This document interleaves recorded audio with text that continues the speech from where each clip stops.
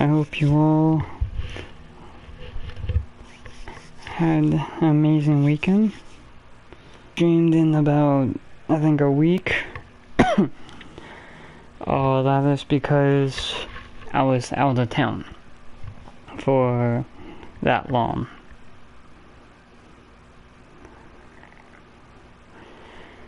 But we're back and ready to continue our franchise mode and MLB The Show, and we are playing the Yankees.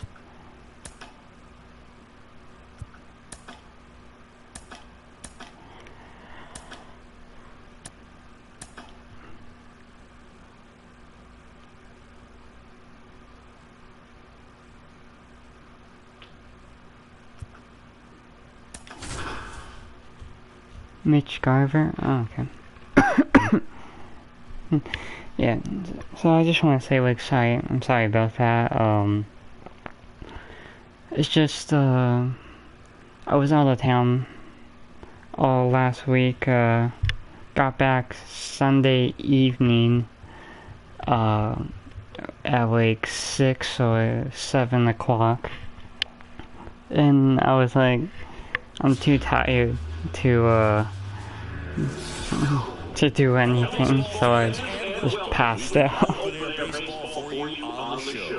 It's the New York Yankees taking on the Seattle Mariners. With my partner Chris Singleton, I'm John Shaw. On both sides, this game really matters as the postseason is approaching. Well, at this point of the year, players are a little bit tired, but you've got to find a way to dig deeper and bring out your best with so much opportunity to be able to punch your ticket for October.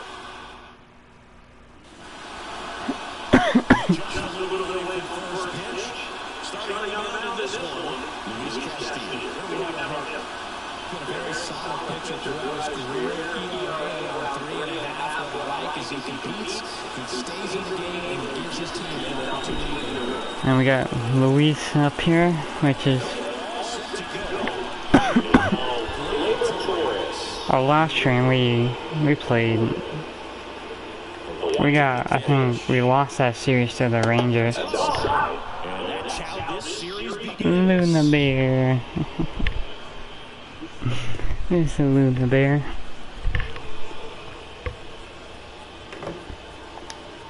I didn't even know where you wanted to. That's outside, and the count is 2-0. When you get ahead in the count, there's no doubt that the success rate goes up, and that's what he's been doing. It's made a big impact for him in recent games. If we walk home, it doesn't matter. As long as we don't get a home run or something. But this is a...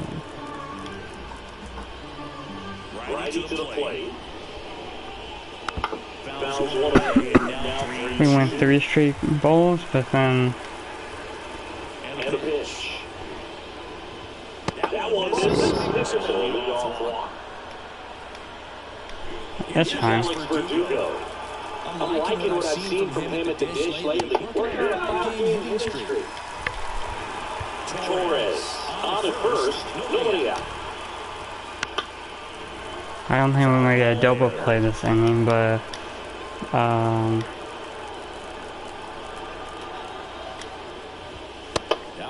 not where I wanted it.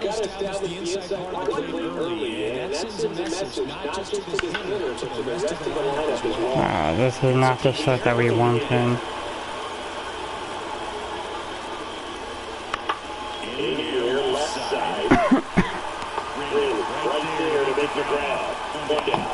Oh, we're good.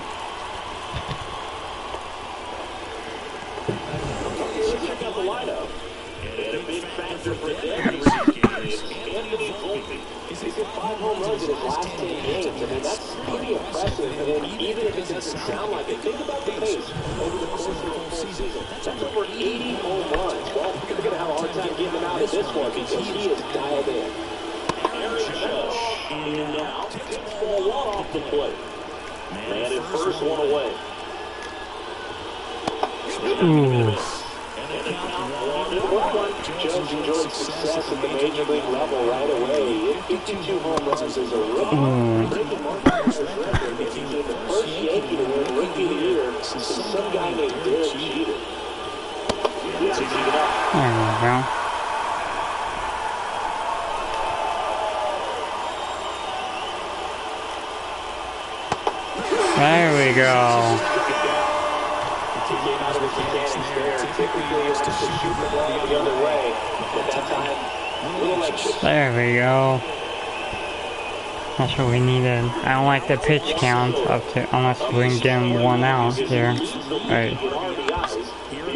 First pitch, one out, but that didn't happen. Oh, but we got it in two.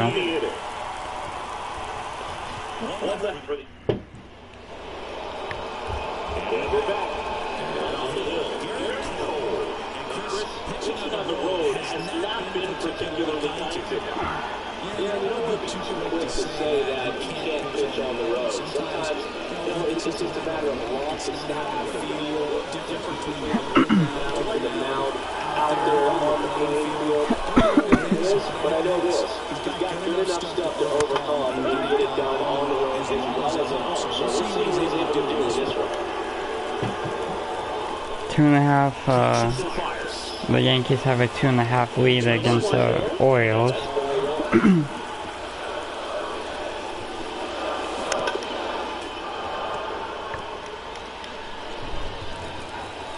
So, like I said, damn, that's close to me now. That these games that we play against these teams is gonna show a lot.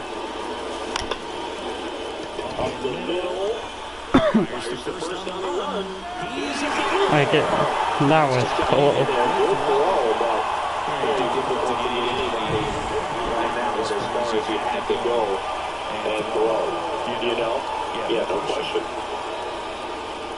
Oh. From that, it looked like he was out. I don't. But the teams that we play against, it's gonna be something to see. I mean,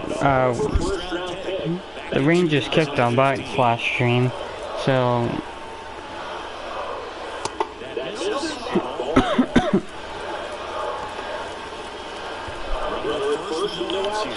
I'm sending Randy.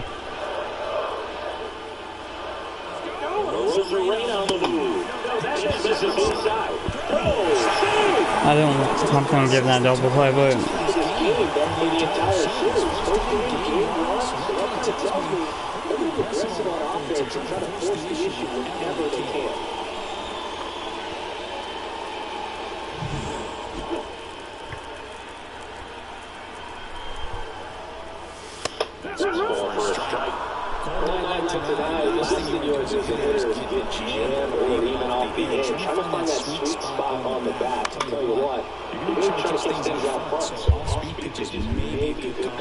I like this. 10 pitches. Let's go.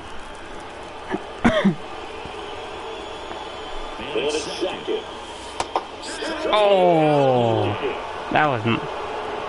I thought that was going to be a ball. It's fine though.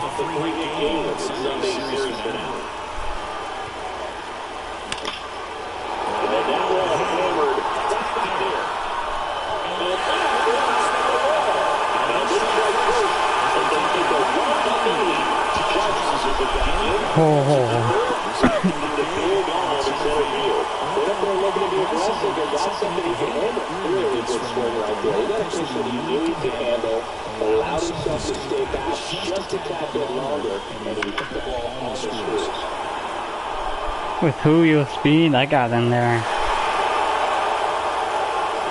I'm just glad that didn't bounce,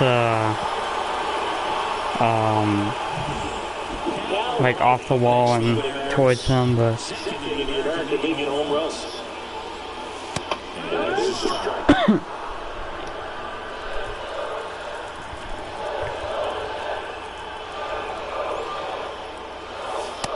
misses the zone, and it's a ball strike.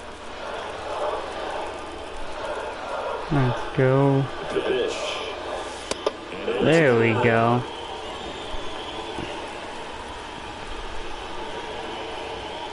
I would like to see the pitch count going up.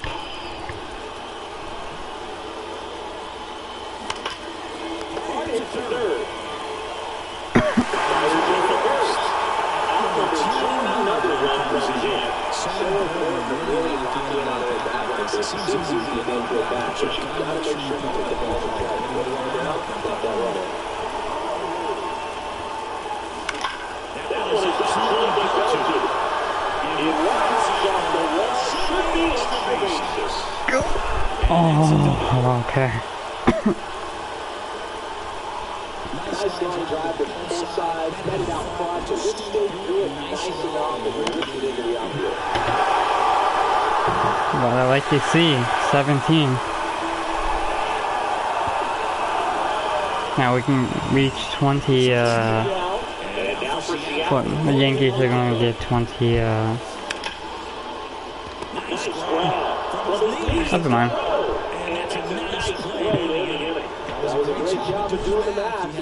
Oh, of course.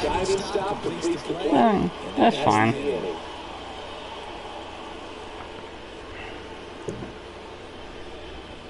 I was like, I thought we were going to get him past, and... Here's the rookie catcher, Austin Wells. And a pitch. That's in there.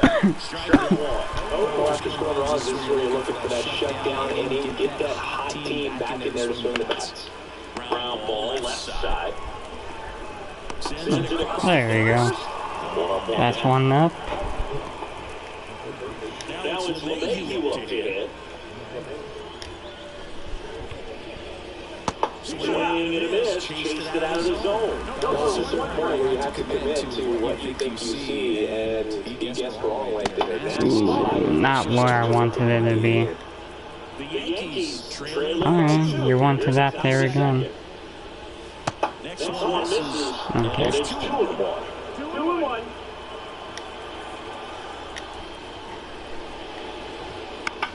In the air, left field. We got there we go. For the second out.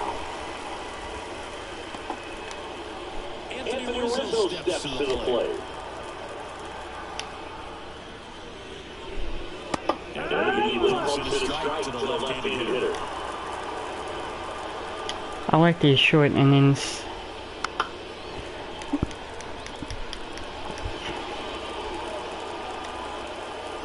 Shootout, nobody on. Oh, I don't know why I thought we were going to get him on that. Field two. Knocks that one away, and we'll do it again. Actually, And the right hitter deals. And a foul stays alive.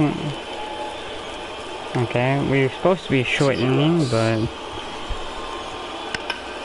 In the air, left field. about freaking time. Makes the grab, and that's the inning. And welcome back to the ballpark. Now it's the shortstop,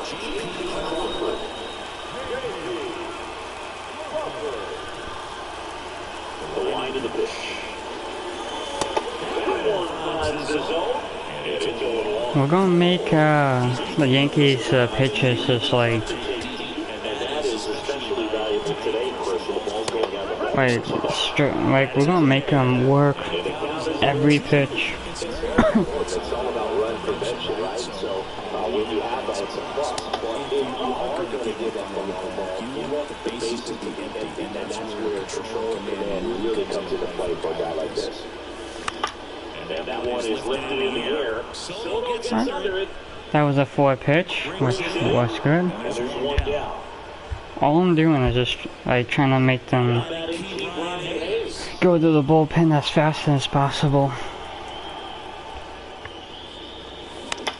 And that's not going. Rizzo. Out. Number 2. That was a good pitch to hit right down the heart of the plate. Had pretty good timing on it. That's fine.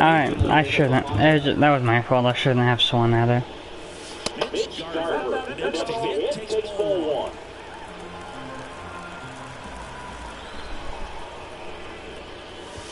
Next on is in for a strike. Two outs, bases empty. I don't want to, but I think I might swing at this. Nope. Okay, right.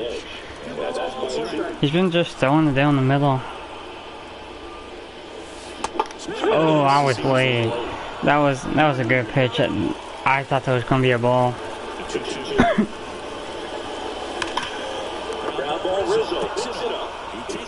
That's fine.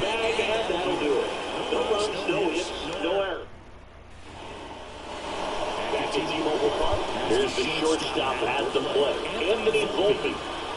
And he is. He's a good fastball to start him off. That's strike one. As a pitcher, you don't want to throw give me over fastballs just for strikes. You really need to command your pitches to this guy at the plate. 1-1. The 1-1. Swinging a foul straight back. Okay, what do you want? A fastball? Fastball? This is the center field. Rodriguez has this one sized up. Puts it away for the out. There's a ball. Oswald Peraza will hit next.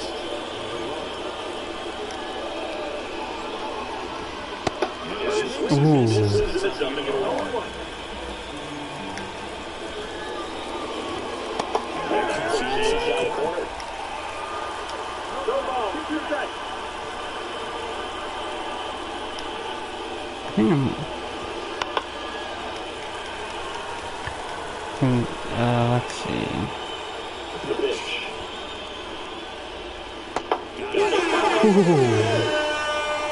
And he beat himself up on the way back to the dugout. Got a pitch to hit, just couldn't get to it. I think that slider really caught way more of the plate than it was supposed to.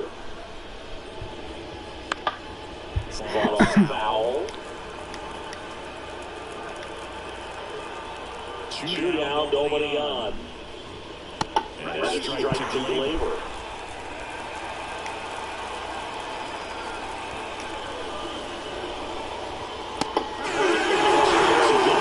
Bam. He sets it down 1-2-3. Yanks held in check. They're still down. It's 2-0. Set to the bottom of the third. Now it's Randy Rosarena. Picks up the pitch. Well, we got a triple for Julio, so maybe if we're able to get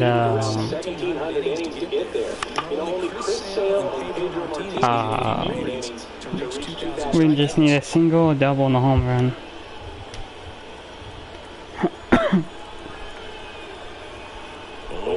Down. Out to short. Zips it to first. And a quick out number one. And now is Josh Naylor. He's 0 for 1.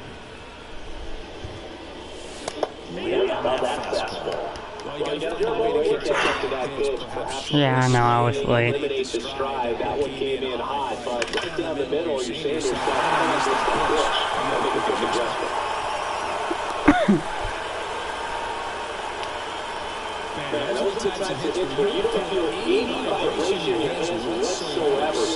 Needed that.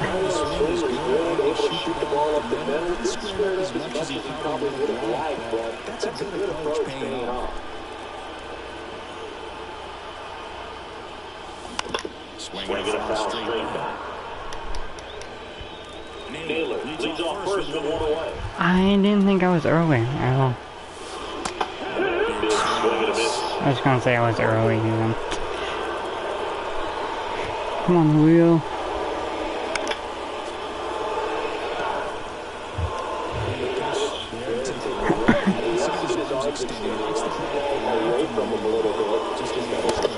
Damn, I was late. I was not expecting him to actually throw every pitch to be a strike.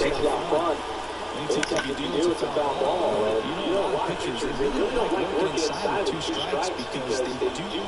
Well, got to pause on that thought, as that'll do it. Back in Seattle, and now here is Alex Verdugo. The right-hander back to work. Two of the most potent offenses in the game scoring. Bounced up the middle, and that one handled. He's doing a nice job of keeping the ball out of the air. Let the defense work behind it with another ground ball. Oh, I didn't want to do this. Okay. In the box here, let's that one I'm glad that was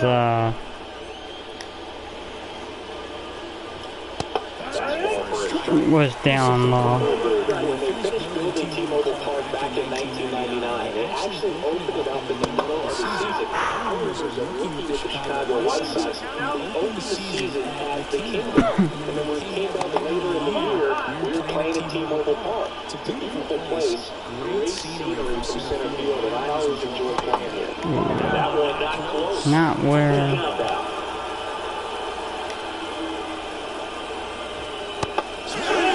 2 strikeouts on him. Let's go. 2 outs, base is empty. And next will be the cleanup hitter, Juan Soto. There's a strike in the knees. Soto, a former All-Star, 25 years old, and he's driven in double-digit runs over his last 10 games. The Yankees still looking for their first hit in this one. Oh. 1, 2, 3, go the Yankees. They're trailing here 2-0.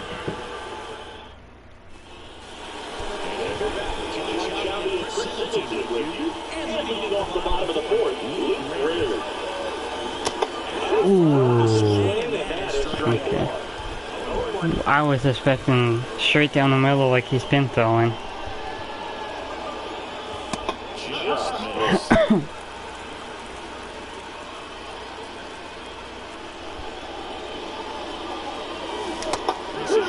I don't think so.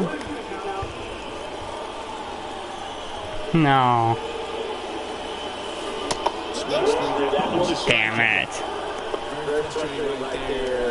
That was a nice pitch. But I think that was just a favorite call to the pitcher. The check swing that I swear that was not a that was a ball. That was fouled off. The line to the pitch. Now even closer there. Now 1-2.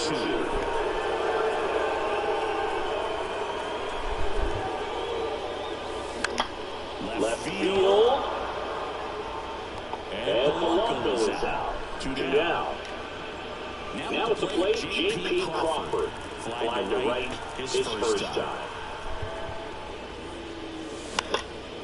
He swings the off.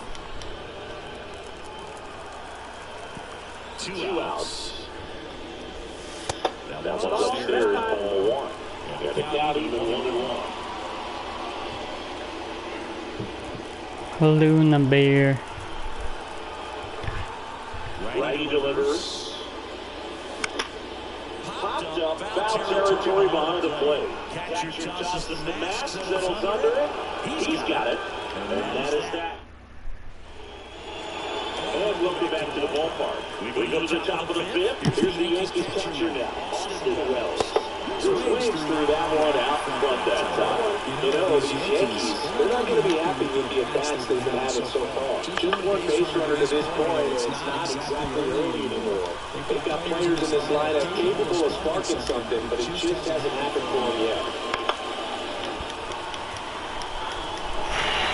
Oh, you want a slider? Okay, I'll give you a slider.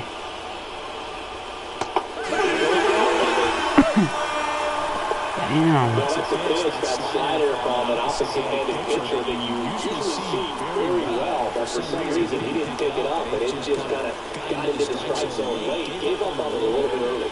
In the box now, 4 balls and a strike.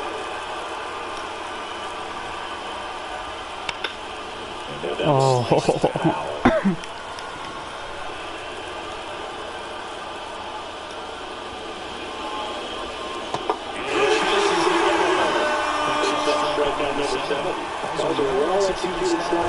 That was a nasty slider. And at that point, he started spamming the zone as a pitcher. He made a chase and got the quick strikeout. And here is Anthony Rizzo. No.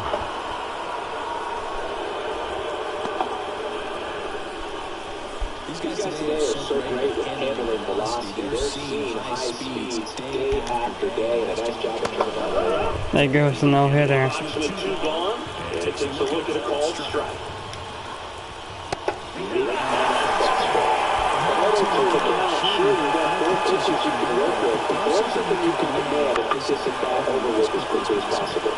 This one in the air. And that is that. The Yankees lead one. They trail things here. Back in the mobile park. We head to the bottom of the fifth. Now it's going to be Ryan's. It started a little too early. Strike one. It's fine. It's fine. Bounce to the left side. Tosses across the first. And the leadoff hitter retired in the fifth. Mitch Garver up to him here.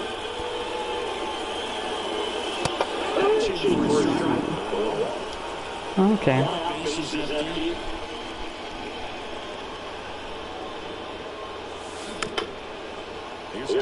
Ah. Oh. That was close.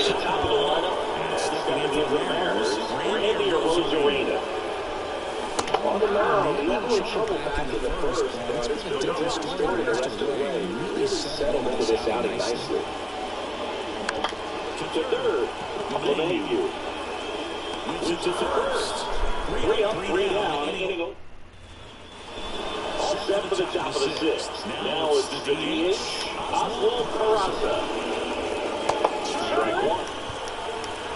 You're low for a strike. I want a fastball, not a sinker. Okay, what do you want, Cal? Slider? I'll give you that.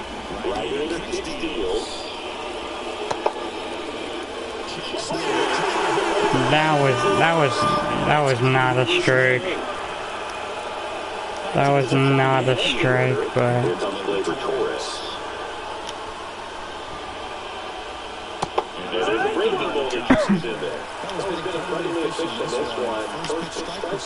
over 70%. That's well above league average, and that's what's allowed him to pitch well up to this point. 10th strikeout right here. Oh. And the count is 1-2. I don't know how you don't take that, honestly. Especially that close. One down, base is empty. That's the third. He's first. And Gleyber Torres retired. Down the left fielder, Alex Verdugo. There's the strike. Two down, nobody on. We're the top half of the sixth.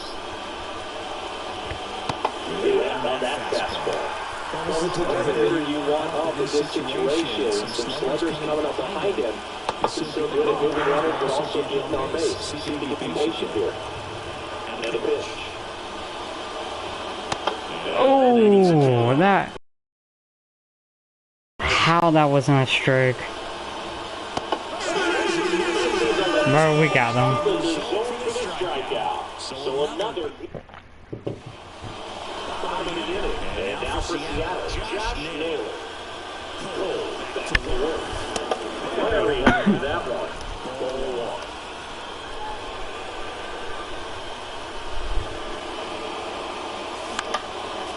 Next offering is foul back.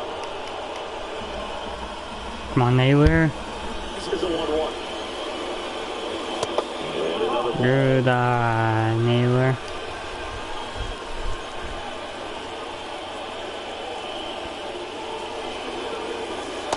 Strike right there. That hook seemed pretty sharp today. Just a solid pitching performance so far. And I really think it's because of that curveball. That's outside. Full count now. He should get a pretty good pitch to get Here with 3 home Yeah, that. Yankees wall. Now fly ball to right center. Judge sizing this one up. And there's one down. That was a 6 pitch, which was good. Here's the center fielder, Julio Rodriguez.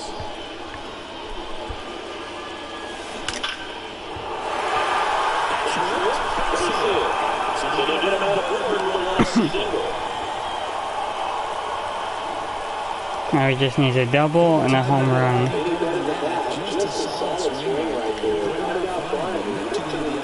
That was down the middle, right? Yeah, perfect and Now up. they've got some speed on first, so we'll see if they try to get him in the motion. The Yankees have some action in their pen. Getting loose out there for Aaron Boone. Efra warming up his brother to the top. Lifted in the air down the left side. This is this one. Calls it in 2-0.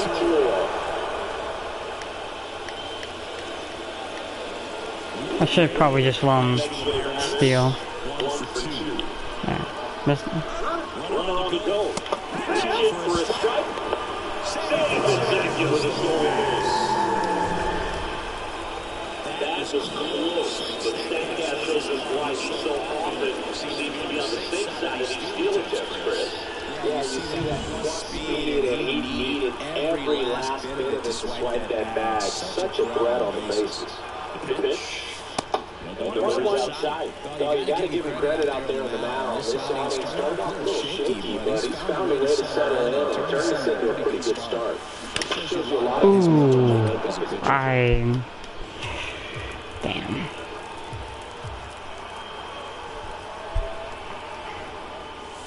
And that one a little below the knees. And that's ball 2.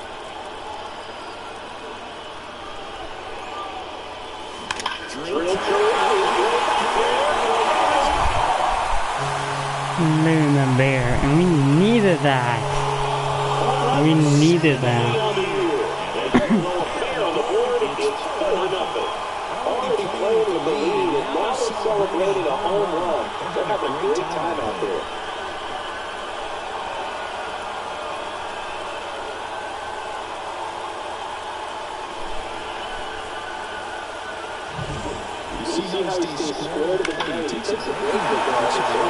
We needed that, so now we got a lot of breathing room here. But it's not over yet with against the Yankees.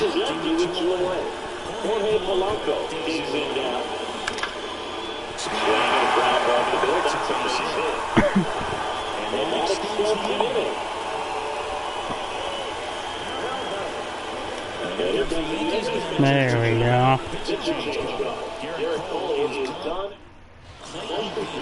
Taking over on the mound. Last pitch 4 days ago, so you should feel pretty fresh.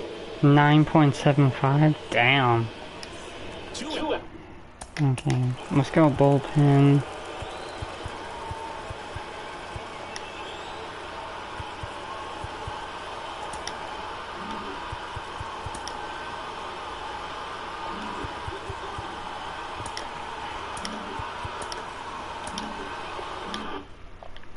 Runner first.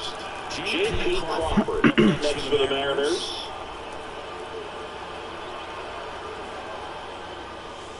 And that's down and away. 1-0.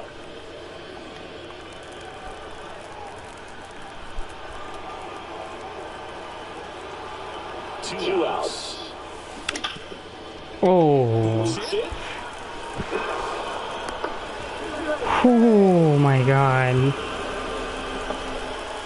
Well, 2 outs. I'm thinking he had his mind on getting the dugout so they can get the hit. All it takes is just a little lapse of concentration. So now let's see if the pitch will pick him up. Oh. Yeah, that one looks safe.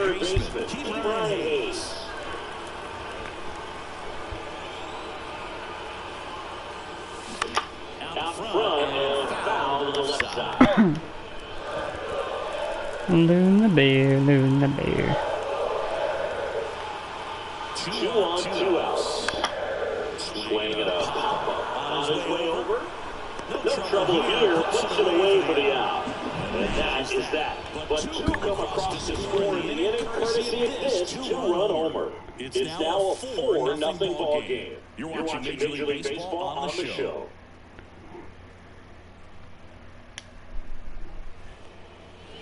We go to the top of the seventh, and now pick number 99, Aaron Judge. Ooh, that was a ball, I would say. Down the middle. Ooh, yeah. I'm with you on that. Well, he didn't strike out. There's one away. Lineup is having a tough time finding a good rhythm at the plate. Their swings are disjointed, which tells me they're having issues with pitch recognition. Oh my God.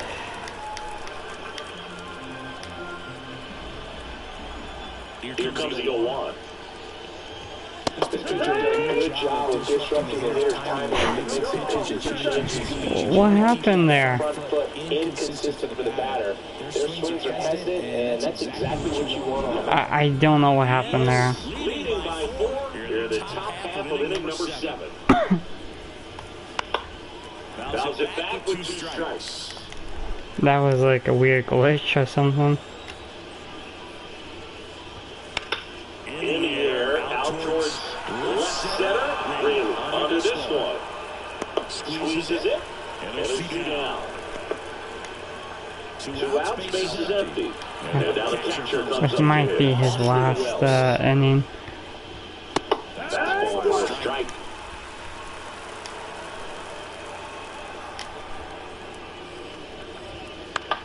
In the air, out to center. Rodriguez settles under it. Makes the play, and it's out number 3.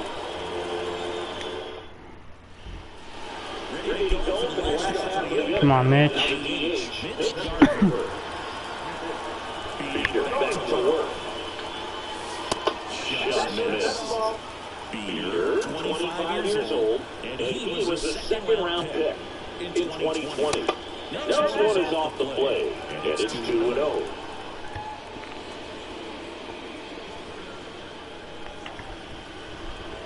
Right-handed reliever. That one's spoiled, and the count now 2-0. The pitch. That's hard into the line. Oh. And there's one down. It was all over that fastball right there. I'll tell you what, if he gets under it just by a fraction of an inch, a little bit more, that's way back.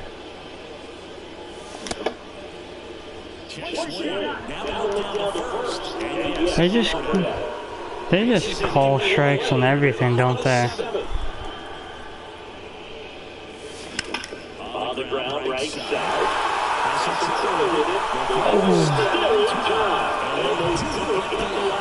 This is what's all about on that right side of the diamond. When you got the first baseman involved in the picture as well. First baseman does a great job, knocks the ball down, gets away from a little bit, doesn't panic. The pitcher's just exactly where he's supposed to be. Nice speed. There we go. And that's a base hit. So Rodriguez now gets a chance to ball. Rodriguez now at the plate. Come on, get a home run at least if you can. That one off the mark. 1-0.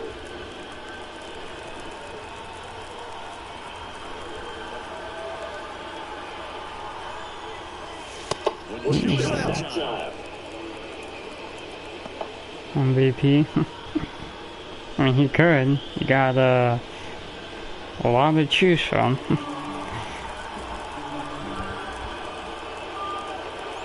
2 outs. That one misses. Are you not going to give me a pitch to Selena?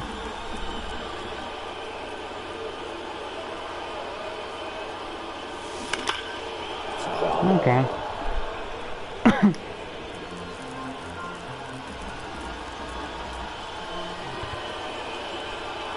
The 3-1. That's to right. Sizing this one up. And that's the inning.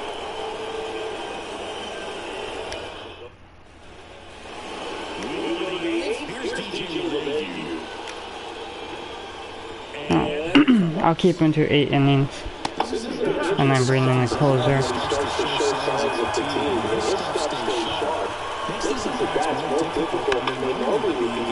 Oh, how do you not get that? How do you not get that, dude? And now the first baseman, Anthony Rizzo. Gets on, you want to minimize the threat by playing sound defense. Hopefully the pitcher can get a ball on the ground and they can roll him up for 2. LeMahieu gets his lead at first with nobody out. In the air towards right center. No trouble here, puts it away for the out. 1 down. Man at first, and the batter now, Anthony Volpe. That one's in there, 0-1. Come on, get a double play, then I can hand it off to my closer.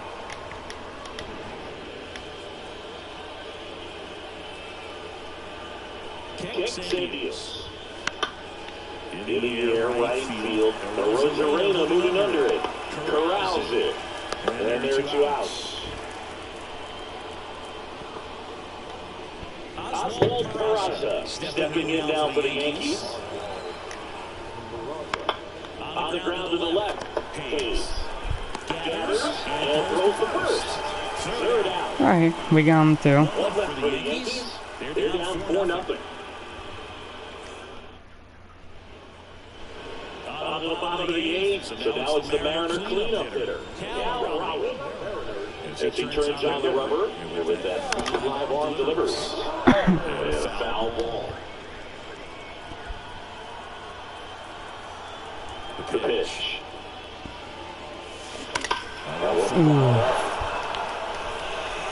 Come on, Cal.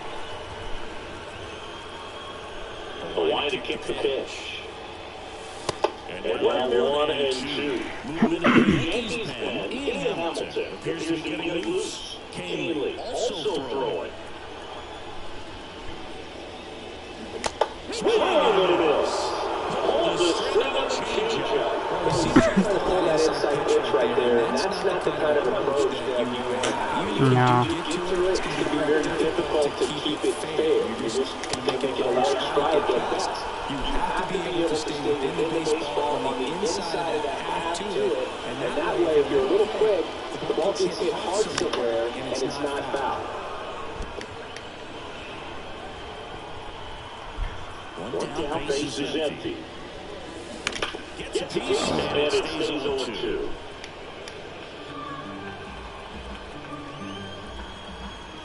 Left-handed batter waits. Hard hit, right side. I was hoping to get him a single, but that's fine. I figures the guy that has like almost 10 ERA, that he comes in and just like that closes everything out for the Yankees.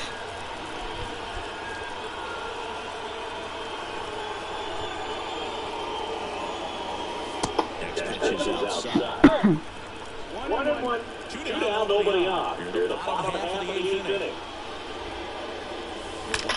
Drilled towards the center field. That's well struck. And they let it off the wall. Polanco into second as he's got a double. Seems like he got exactly what he was looking for right there. Single and double for him. The other way, it feels so good. That's when you know you're right where you need to be at the plate. It's even better if you get the bases. Gotta love looking in at your dugout and see your teammates fired up. Come on, JP. And it's more position to 2 away. JP Crawford, the next to hit. Ooh, nice pitch. We might have a chance, but it's very low.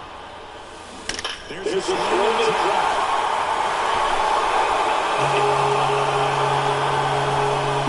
That's probably game right there, I would say.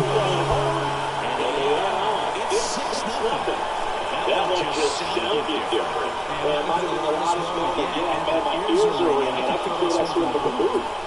If Ke'Bryan Hayes gets a single or a home run, or like a double or something, whatever,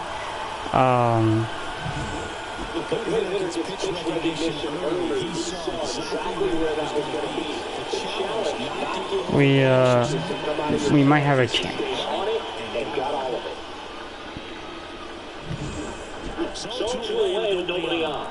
Next for Seattle, Ke'Bryan Hayes. This is a strike.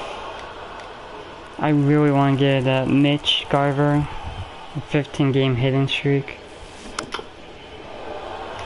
Of course. We get close to it and... Righty to the plate. Lifted in the air right center field. Soto going after it. Brings it in for the third out. We were one off. Last chance coming up here for the Yankees.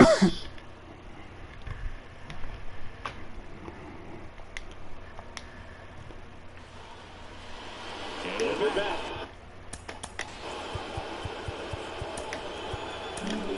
New pitcher for the Mariners, Penn Murphy. And if you dig into his walk rate, his numbers are really impressive. He's really filled up the strike zone this season, so these batters better be ready to swing it. I probably didn't have to, but I just want to make sure that... Ground off the middle, that's a base hit. And then the leadoff man aboard. And up next for New York, Alex Verdugo. Oh! How? Was that not a strike? There we go. 4-6-3 double play.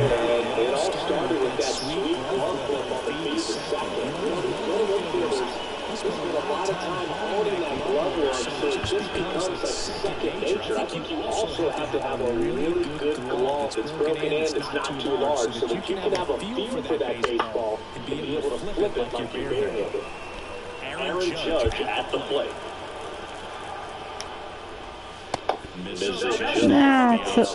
How is that? The Yankees with a lot of ground to make up here at the top of the ninth. One is foul off.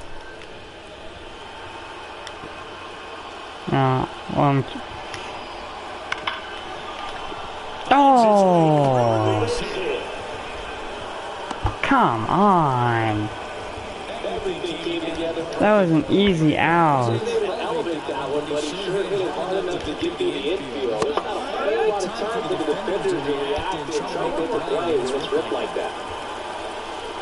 Two outs. That misses the zone. Ball strike.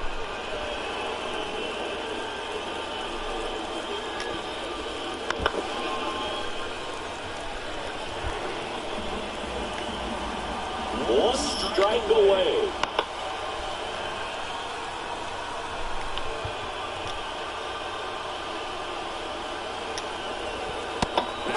And let's go.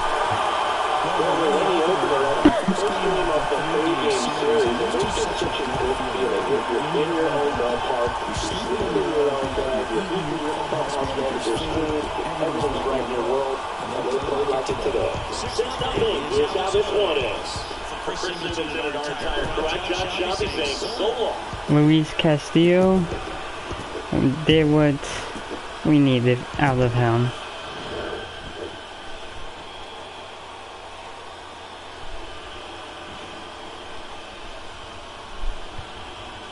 I wish we could have got a double and a home run with Julio. That was a good one. To put us up 4-0. I think 4-0.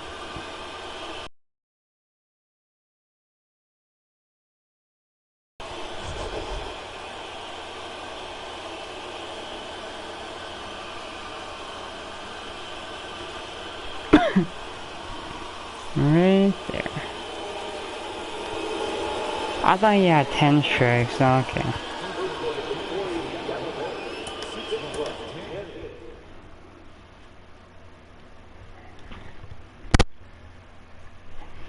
Oh, we got 8 innings out of him. I like that.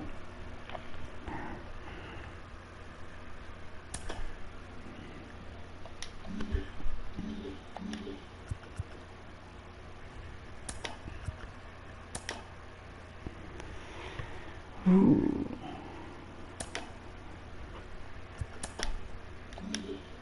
Hold on. Oh, okay, never mind. Okay. That's his ERA. I thought I saw something else on there.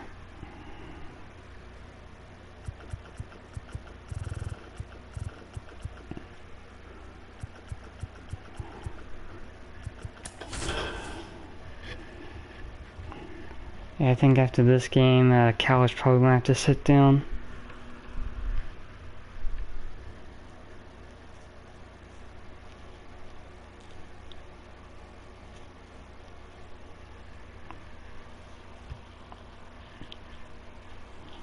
But that should have been an easy out by Jorge Polanco. And welcome in, everybody. Glad you're with us. We've got baseball on the show. It's the New York Yankees taking on the Seattle Mariners. Joined by my partner, Chris Singleton. I'm John Shopping. We'll see a couple of first-place teams, two of the best in the sport, squaring off here tonight. Well, coming into the season, based on the moves that they made in the offseason, this is the expectation, so they are realizing their potential. But going head-to-head, this might be a preview of what we see late in October. About to get started here. Today's starting pitcher, George Kirby. And saying he's looking to become a 20-game winner here. Yeah, but sitting on 19 wins, you know he wants his next one just to get to that new milestone. Saying I was a 20-game winner at the big leagues. Just a lot that you can take away from that for the rest of your life. Tell your kids, your grandkids that you won 20 games in a show. Pretty impressive, regardless of what your ERA ends up being and everything else. That is an incredible lead. That was down the middle, that was not. Well, only on that fastball, I'm sure the pitcher taking a note. Look for an off-speed pitch on this next one. Outside low, 2-2. These two offenses can put up runs in a hurry. Hammers that one. Exactly what I wanted.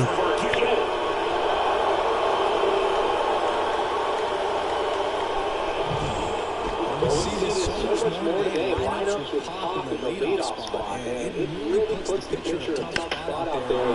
This one swung on and hit well. Way back there. Aaron Judge up to the plate.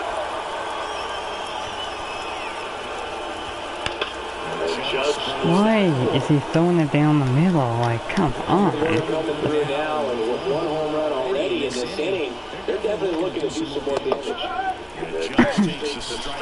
Cold night tonight, Brood, and that's a pretty firm fastball right there. I tell you what, memories of eating jam, they're creeping into my mind right now. Oh. Dives, but it falls, and now it looks like extra bases. And Aaron Judge cruising to second, he's got a double. He's been swinging really well. Just a solid swing right there. Got it out front. Come on, Mariners. The outfield for the base hit. That one ripped. That's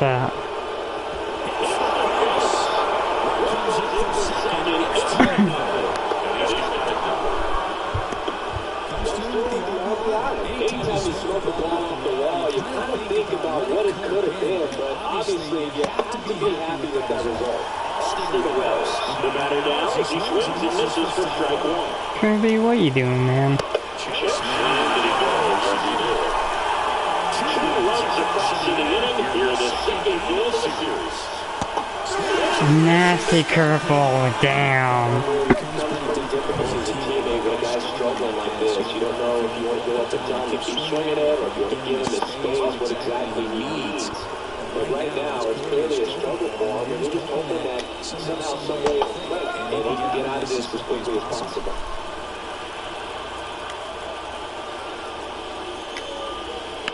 The 1-1 is fouled off.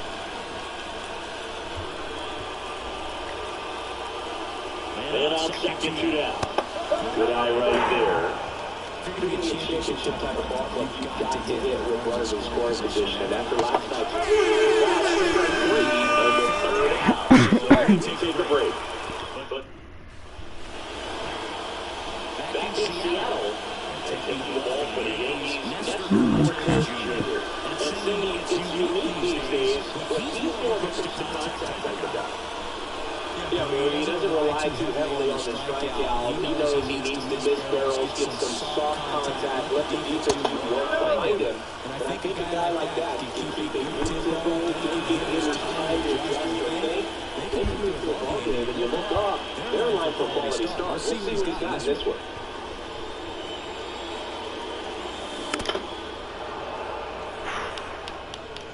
I'm glad did not look good.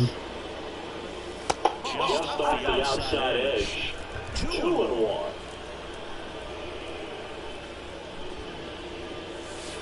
And another ball.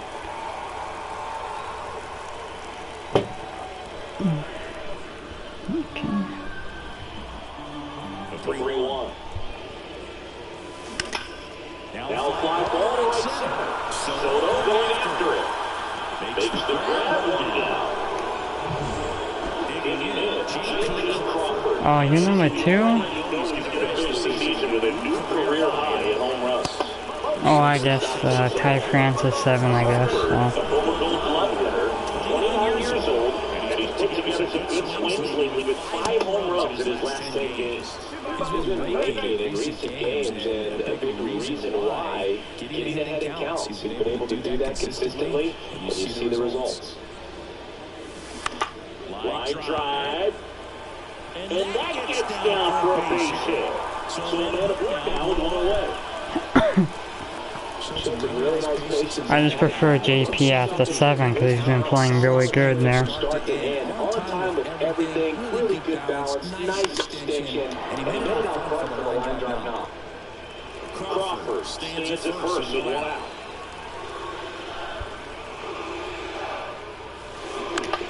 Oh.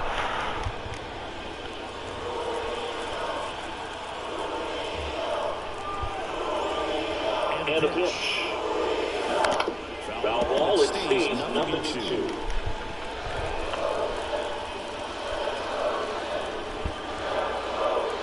Come on, I know you want that one pitch. This is outside. And 1-2.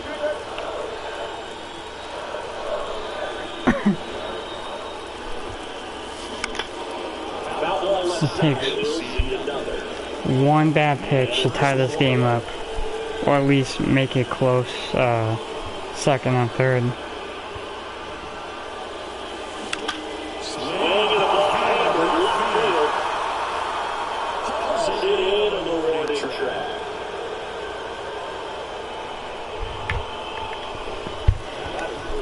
Here's the pitcher to hit. Come on, Cal.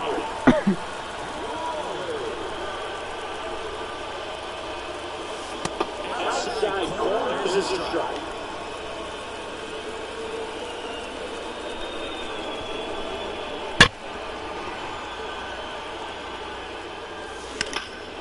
Center field. And it is over. Well, we didn't have 2 runs like last game, but And here's the first baseman, Anthony Rizzo. And a foul ball. You know, Boone, from time to time, players mix up their routine if things aren't going their way, and Rizzo is no exception. He was in a slump in 2023. He changed his walk-up music to Taylor Swift. No bad blood there because it worked. He went 4 for 4 and hit his first home run in over a month. He even gave credit to Swift after the game.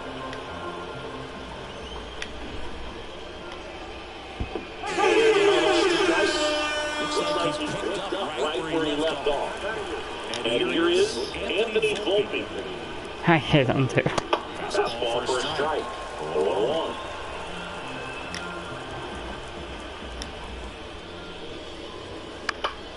And it's down away. 1 out, base is empty.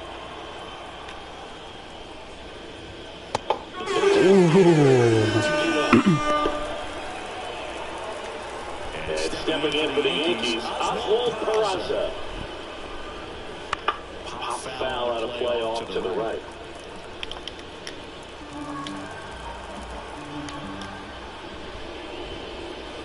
That's a little bit low.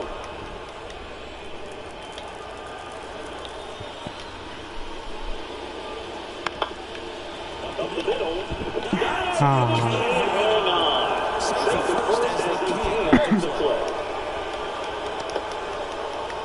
Here's Glynn Torres. He's already home here in this one. Right through there for a strike.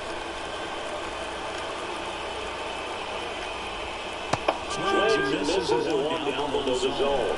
More and more guys are looking to slug regardless of the count. In this situation, we'll keep a close eye on his approach. That's what I was trying to do. Now it works after.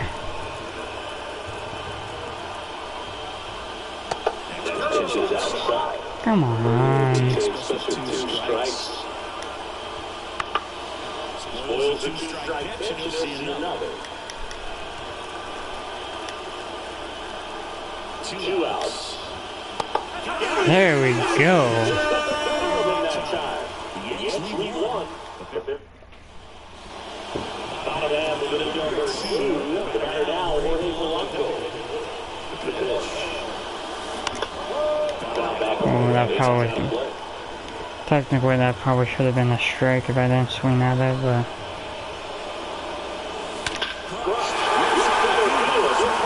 Technically, that's a home run.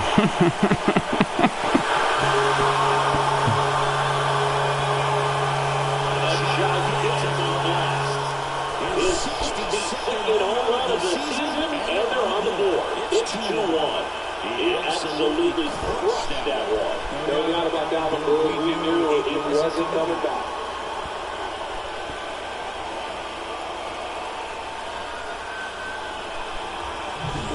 With the low 90s fastball, you have to live on the edges. Hit your spot. If you don't, Damn. swing there, patient, waiting for it. 10-6? Damn. Here's the left fielder, Rayleigh. Ooh.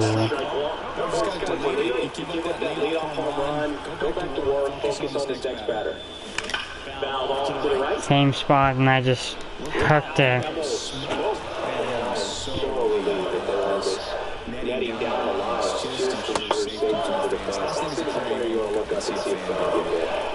Nobody out with a run in.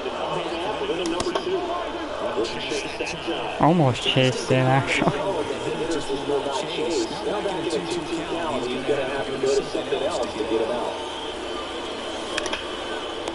Oh.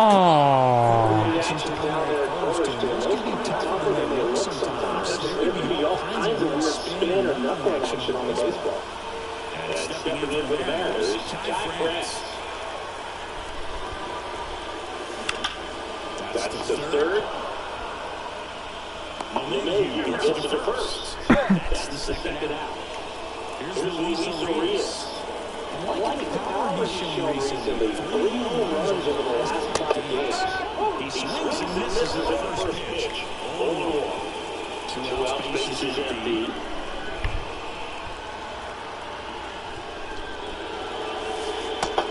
One there.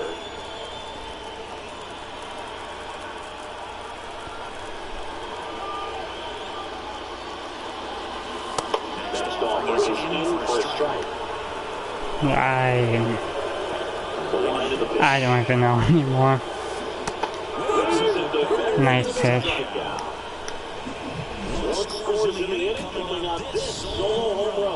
And this is now a 2-1 ball game. You're watching Mariners baseball on the show. We needed that. We needed that home run. Out of the third inning, down to number 2 hitter, Alex Verdugo. That's a strike across the top of the zone.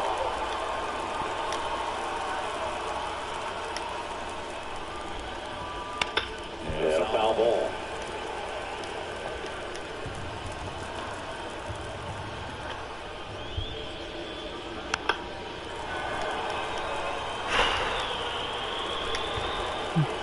Damn it. I mean, up top, I like that. Ooh. That's a really good job of laying off the 0-2 high fastballs. That pitcher really have to respect his hitter, even though he's behind the count.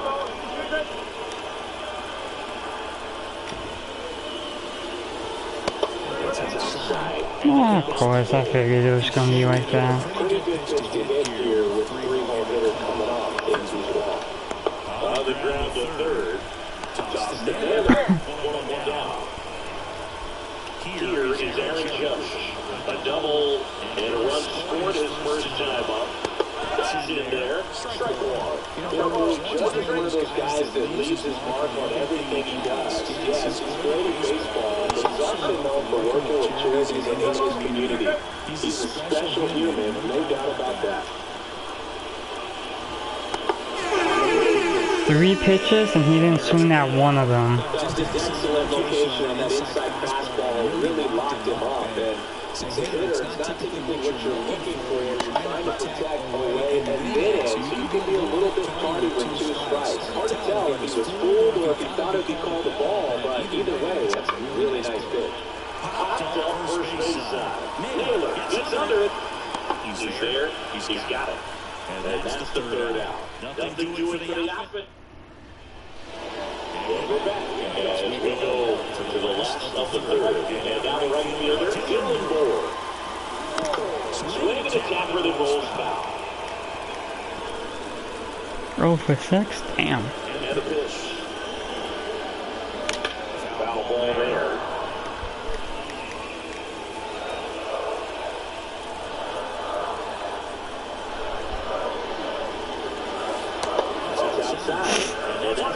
Loon the bear, loon the bear.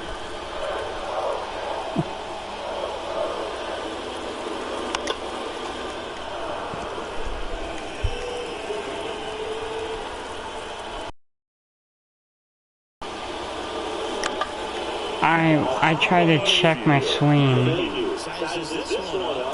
I try to check my swing so bad.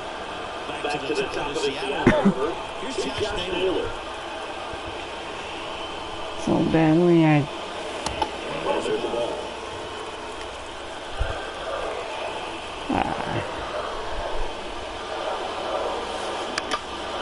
fly ball out of the left center field. Judge makes a nice grab and a full sprint. Now look at his body language. It just doesn't seem like things are in sync. The ball's just not coming off his bat the way it did earlier in the regular season.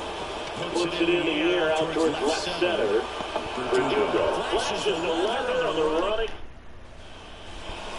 As we go to the top of the fourth. Now here is Austin Wells. Yeah, there's the strike. Oh, over 80% of his first pitches are strikes. You're doing that, could have a really good day out there in the mound. That's inside. You know, these Yankees do a great job of just waiting for the right pitch to come their way. I'm seeing very patient bats out of them. come on. They've been able to push a couple of runs across the score as well. That one fouled off 2-2.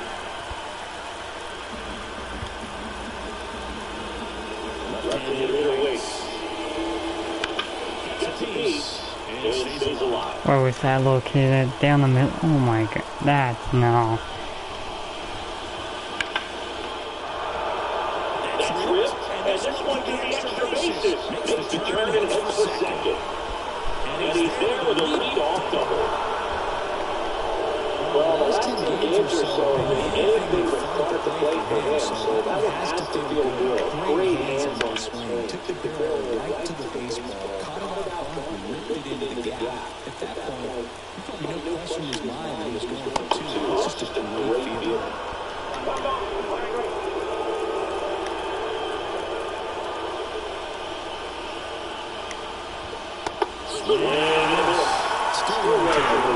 With the pair of runs already on the board, the ripple effect of that high pitch count might set him up to 2 more bases later in this game.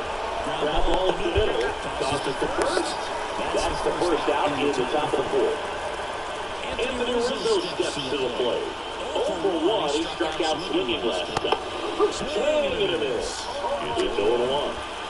As long as we don't get the guy from third to score, we should be okay.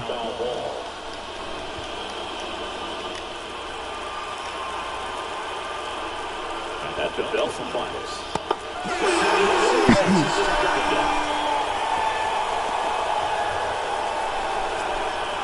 that's for New York, Anthony Volpe. Right through there for a strike.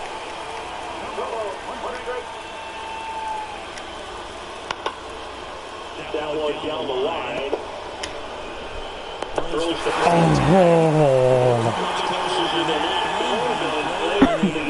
one left for the Yankees. They lead it 2-1. That was close. And leading off the bottom of the fourth, Julio Rodriguez. Out front, Rip Foul. Rodriguez measures 6 feet 4 inches, 23 years old, and he's a former Rookie of the Year. And strike 2.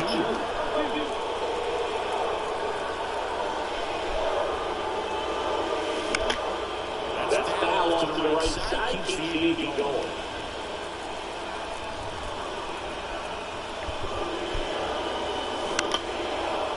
Line drive to short and caught.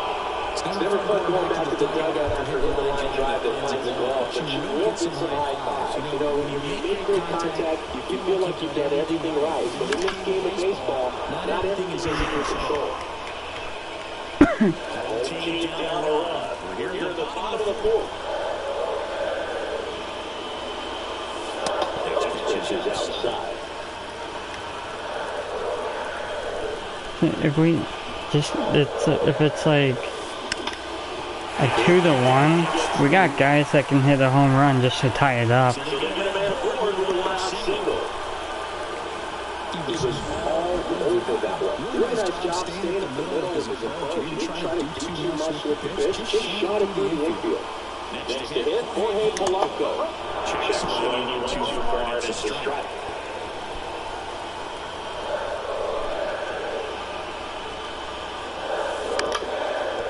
Hit on the ground might be 2. He's up to the back for 1. And that's 2. Back in Seattle. Now it's the DH, Oswald Peraza. This is in there. I swear, I feel like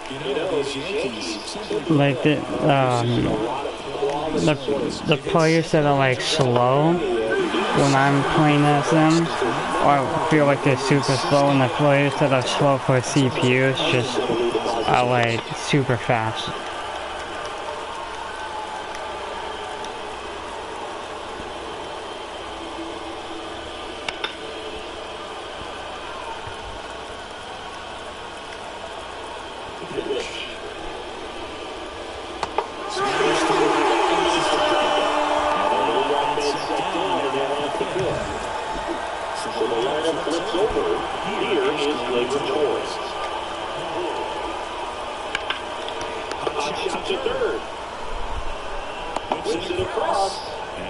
I did not like that placement there, but Cal wanted that there.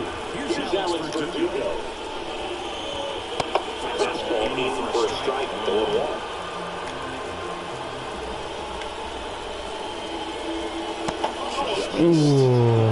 Needs to start showing some fight against their starters. He's doing his thing out there. They're going to have to push back at some point and make it work a little bit harder.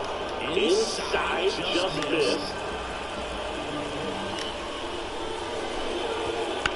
Swing, and that ball smashed on the line. 4. One down, and that'll do it. Back to T-Mobile Park. We head up to the bottom of the field. Down the left fielder, Luke Raley. That one, foul. You know, this guy's great speed is in the back of that pitcher's mind. If he can get on, it's going to give him one more thing he's got to think about. Oh, I'm just swinging at everything. I'm just being stupid.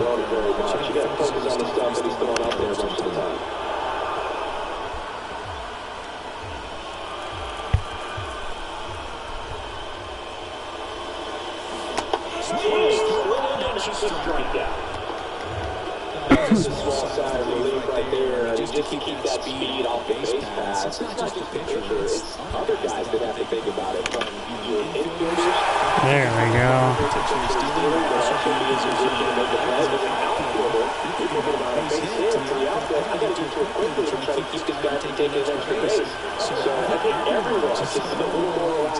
lead space. And that one fouled off.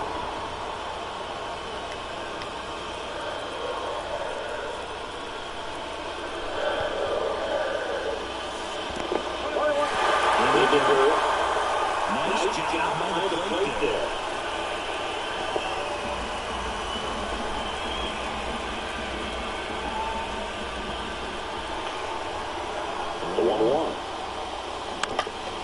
Damn, that's double play.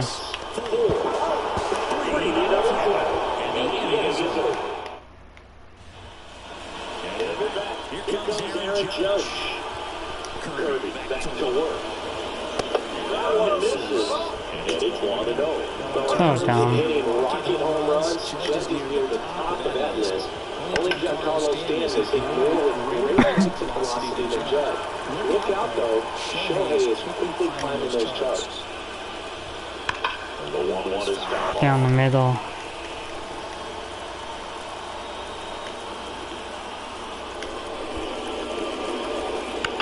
Fights it off, you'll see another. Yeah, this is gonna be his last inning, man. That front shoulder was able to slow his back down just enough to make contact with that pitch, keeping that alive. Bounce it off, still 1-2. Also really good at that. What I like about this guy is his bat stays in the zone for a long time. Just his ability to foul off front pitches.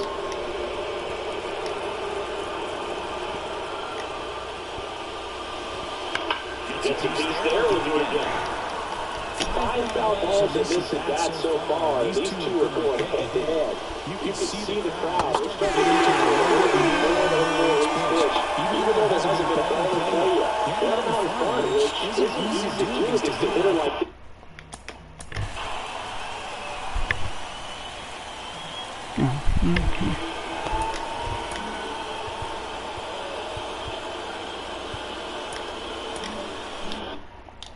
Known for using the entire field. Just couldn't sit back long enough on that one. And a foul ball. One down, base is empty.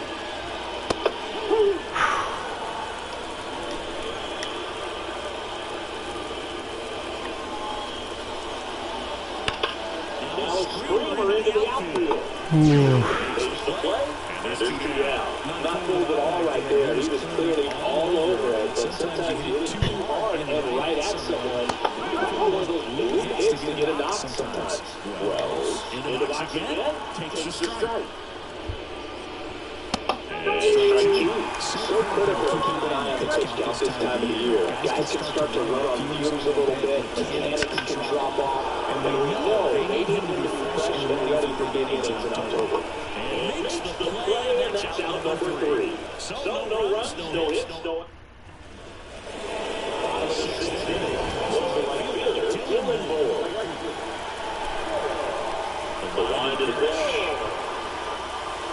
Off the mark there. Ball one.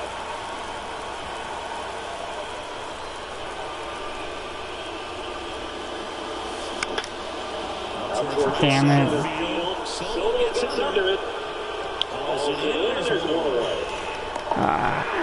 Come on. Come on, Naylor. Josh Naylor.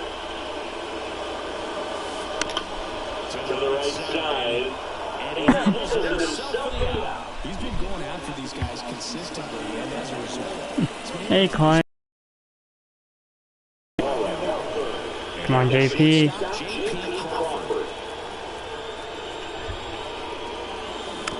And that one fouled off. But that's still a lot of first pitch strikes as a hitter ready to hit. Now, that's not going to help you get deep into the pitch count and into the bullpen. But you're going to take what he's offering that day. Breaks it in with a set for the starting. Gregory Santos takes over on the mound. And as relievers go, he's not a big strikeout guy. He tries to force weak contact. So, command execution are huge for him.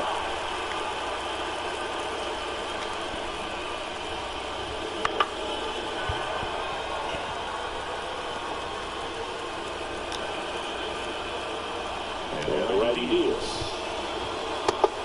There And here is Anthony Rizzo. Rizzo for 2 and a pair of strikeouts. That one finds the zone. 0-1. Two of the most potent offenses in the game squaring off.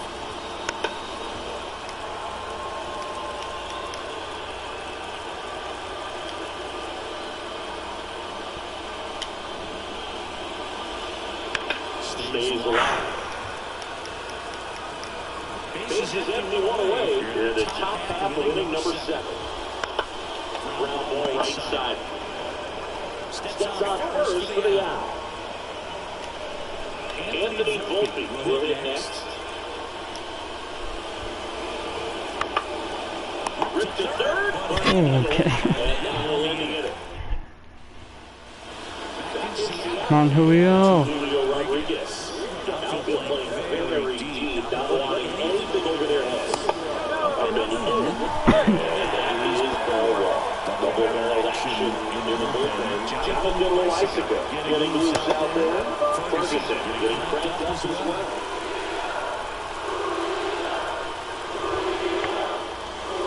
The 2-0 is in for a strike. For a second, I thought they called that a ball. Oh, that was gonna be a ball. What are you gonna give me? Looking to get the tying run on base.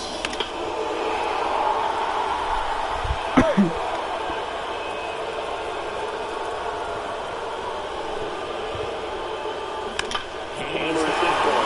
Curling down the line. No. That stays fair. We got a new ball today. Great swing. Just to keep it doing the lines.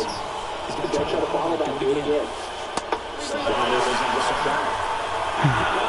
We got Julio, Cal, I think Jorge that can tie this game up. Line to the push.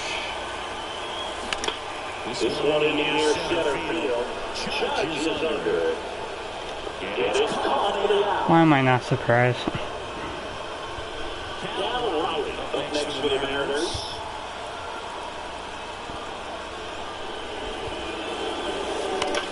Slap caught the other way, the foul. Pretty frugal guy. He is very efficient. We'll pitch count on this one. That one in there for a strike. And that's strike 2.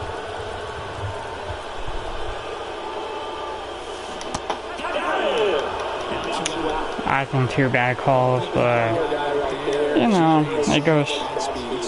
I don't even want to say.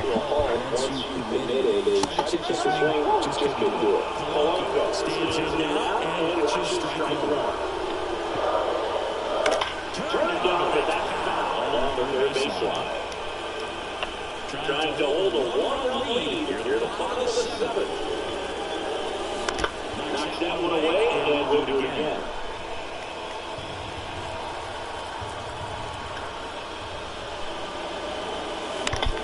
Oh my god.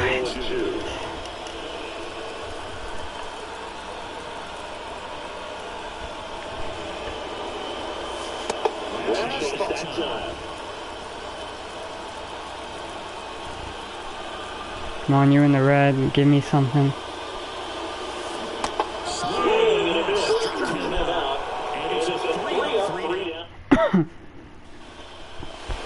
Ready to begin the 8th, leading off Oswald Peraza. Ball off foul.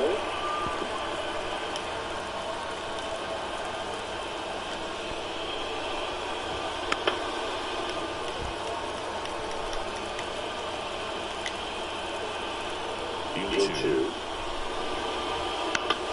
In here to left center. Coming on. He makes the grab. And a pick out number 1. Back to the top of the lineup. Labor Torres up to the plate.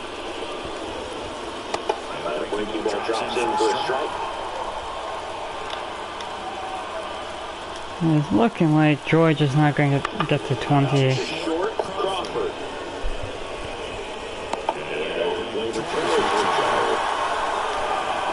Two outs, base is empty. Here's the left fielder, Alex Verdugo. Foul ball. Two down, nobody on. We're at the top of the eighth. That was a ball. This has been a really important inning in the league so far. That's all taken. Holding that deficit at one. Shot to first. It's in the inning. Nothing. On the mound now, Jonathan Mexico. This is another opportunity to get on the right track. Come on, Luke. More than one hit for any pitch so far this season. Pitch. That one full foul.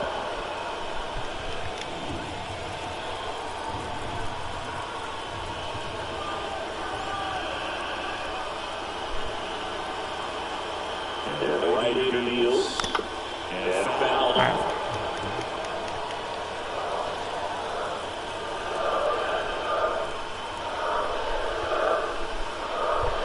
Righty delivers.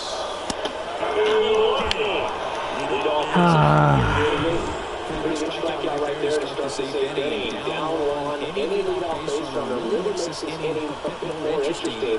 But this offense has to switch from possibly trying to manufacture a run to leading the run. Just trying to string multiple hits together to get a runs off the plate.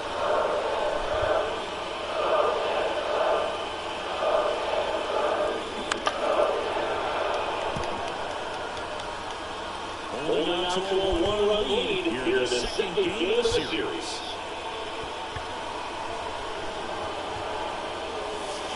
That one inside, and it's 1-2.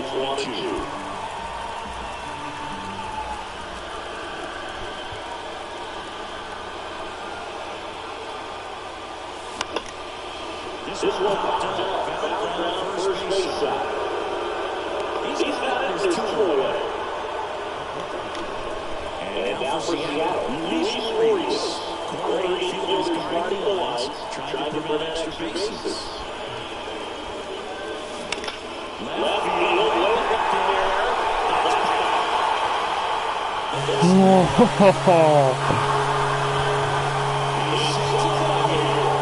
His 27th home run of the season, and we're all square. It's 2-2. He needed one swing to square. That was the anytime in that at-bat move. Aggressive, and it paid off.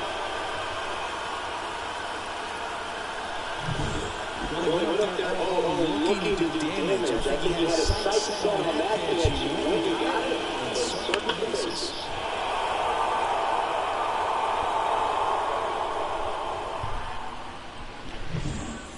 So it's all tied up thanks to the home run. Oh, they did? That's good.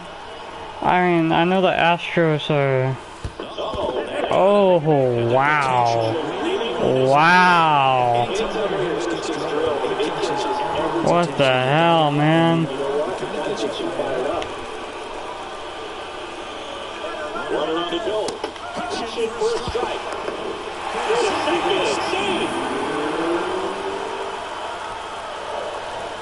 A base hit, and this game should be over. Next offering is downstairs. Meanwhile, activity in the bullpen. Clayton Beater getting loose out there for Aaron Boone. Efforts getting loose as well. That one to first. He'll do it himself. And stay tied as the inning ends. The Mariners pick up a run thanks to this solo homer. 2-2 game. Oh, that's good. That's cool. All set to start the ninth in this one. And now the center fielder, Aaron Judge. That clips the corner.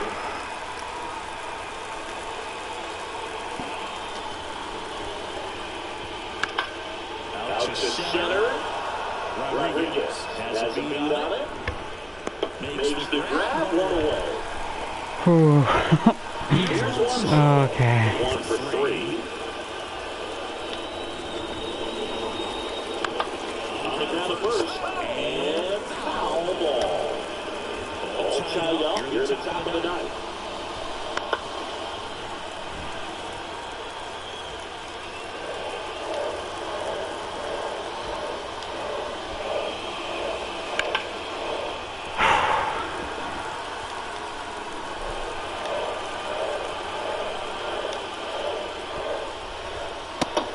downstairs.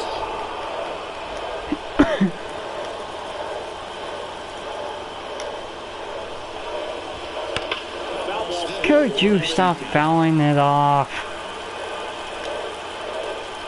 Right-hander kick steals. He's not afraid to fall into a two-strike count. Knows the strike zone very well. So much so that... Oh.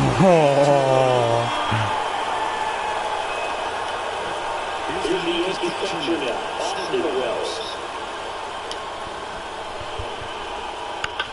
On the ground to third. Nice. Are we gonna walk off? Wait, who's that? Oh, you got a walk off here.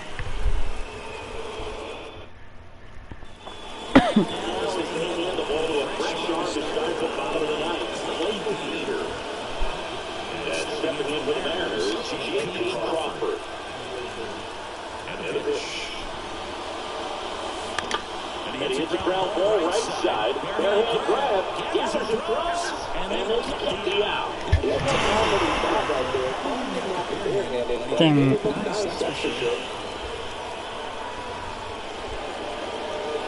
Rodriguez. Action in the field down there. Play balls. Getting loose out there for Aaron Boone. Canely. Hard throw right-hander up as well. Rodriguez out of the play. Ah. Shaking in. Now Riley.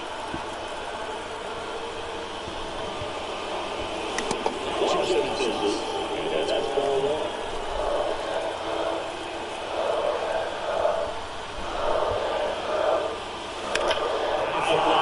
No way.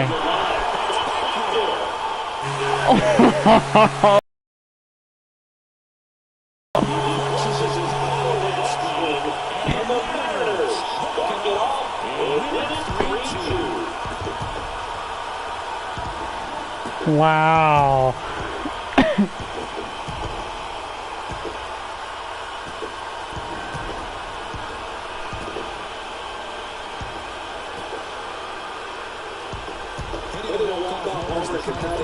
Dream about growing up. You're in the backyard, you're creating the most pressure-packed scenario, and what do? You come through with a big swing. Well, he was living a childhood moment right there. Nice swing in the bat, nice win for the team. Oh my God.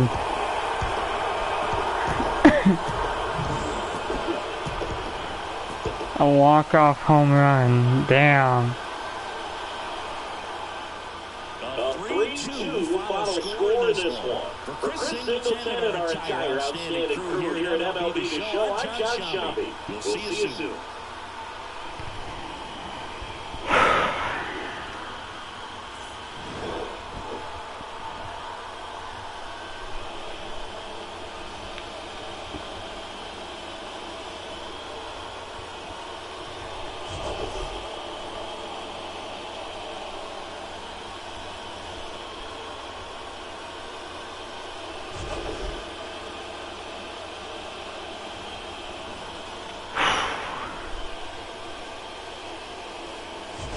Struggling all day on offense.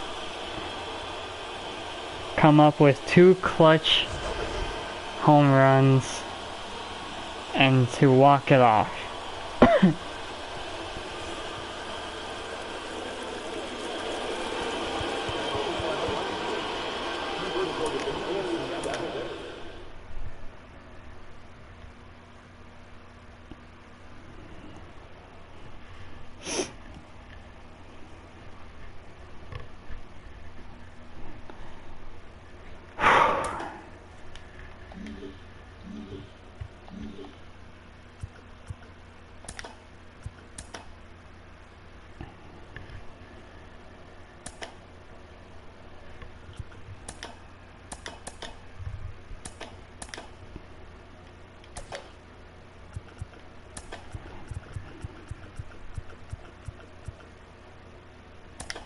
We'll do that.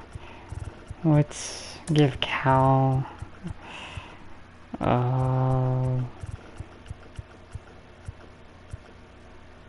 No, where is he? Oh, God.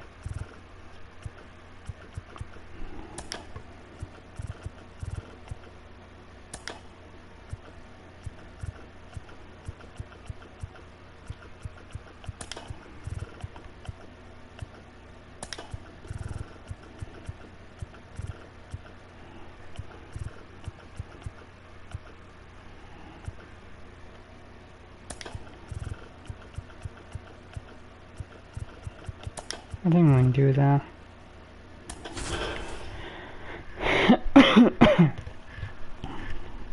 That walk-off home run, I was like, okay, so like after Julio got out, I was expecting it to go into extra innings.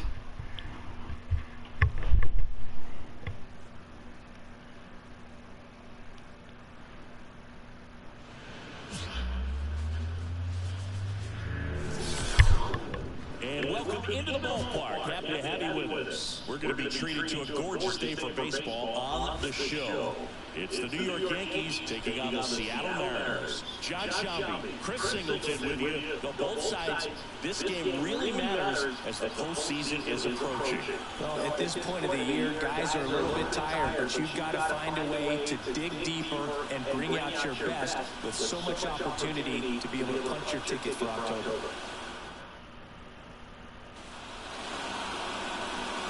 Just about ready for baseball. And today's starting pitcher. He's 1 away from 200. Over 200 innings pitched so far this season. And just And about to have 200 strikeouts. opportunity for starters to go out there and pitch deep into the ball game. So many injuries today that we see. This guy, as you said, yes, an absolute workhorse on the mound. Not many guys can throw 200 innings in a season these days, so absolutely reliable at every way. That must by a lot. Down 2-0. I just feel like the umpires for the series have just been awful. This is a batter who clearly performs better in day games. I don't know why, but his numbers generally back it up. And he's swinging a miss there. You want another one?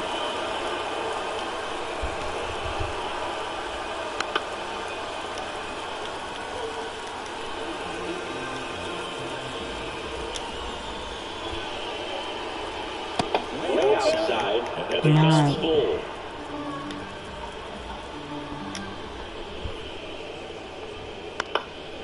Good job to fight that one off.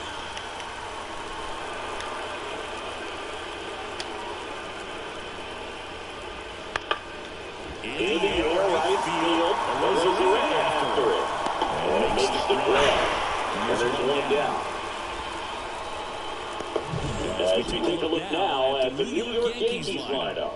One guy swinging a hot bat recently, Alex Verdugo. Yeah, definitely someone I always enjoy, when I get a chance to watch him, whether he's hitting the game or even taking some swings during batting practice. Man, this guy's always so focused on what he's doing on that task at hand. He's got so much attention to detail that when he steps in the box, his success rate is really high. And he takes it himself for the out. Juan Soto now, the American League leader in RBIs this year. And that one hits the first. He takes it himself to the bag, and that'll do it. Go in order. Now it'll be the M's turn. No score. You're watching Major League Baseball on the show. Let's put together a really season on the mound. ERA of 1 very respectable when you consider guys are looking to do damage. They're not trying to just walk and hit singles. They're trying to hit homers and draw walks and score runs. So when you have a guy who limit the other team from scoring more than a few runs, that's really tough to beat when you need the game out. Oh, why did I go after that one? Why?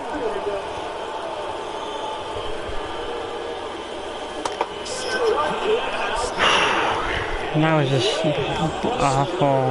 That was just awful. Brings the bat, pops it up, and there's 2 away. Kerry Carpenter now at the plate, singing the years over. He'll have a new career high for RBIs in the season.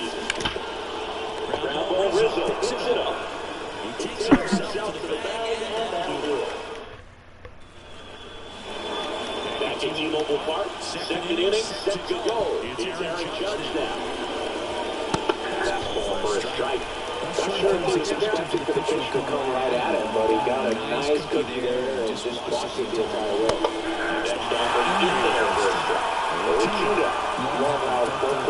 Oh, I don't like it there. No doubt. In the hitter's mind, catcher's mind. Okay, I take it back. As to the conviction of the call. And he answers himself. Anthony Rizzo steps to the plate.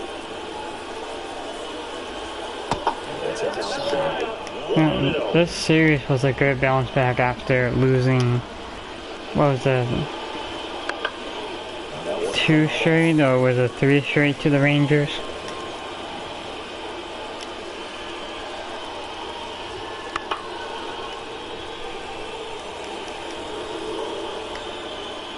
Come on, just give me that 200 strikeout.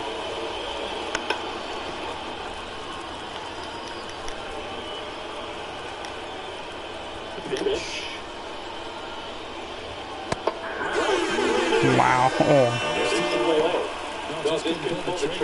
That's how my 200 is going to be, down the middle and it doesn't swing. Did not expect that location in my opinion. Now this is in the air down the line.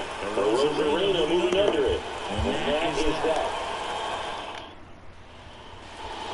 And welcome back to the ballpark. And here's the catcher, Mitch Garver. That is ball 1. Stroman, an all-star season ago. He features a sinker, a slurve, a cutter, a splitter, and he works in a slider. That's a pretty shot. So this is the start the inning. All over that one right there. That ball was drilled 106 off the bat, and that's the kind of feedback that tells you you're right where you want to be with your swing mechanics. Jared Tillman in the box now. No balls in the strike.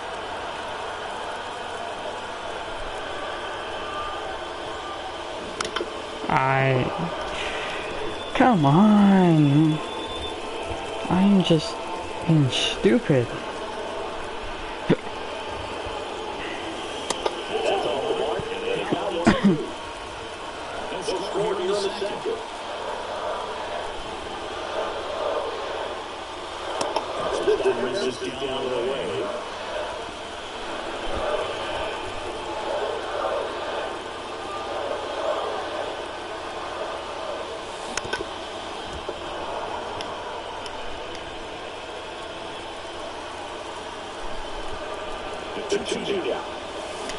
And another ball.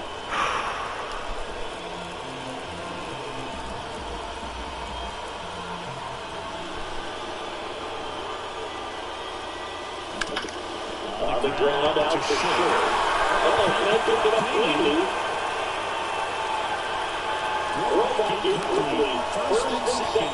I don't know how, but I'll take it.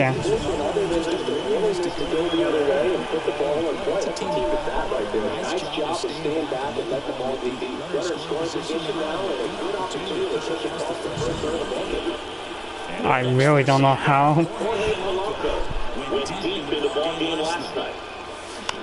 Bounded ball here, rolls foul.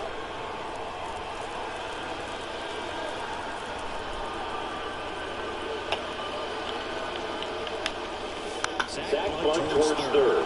LeMahieu.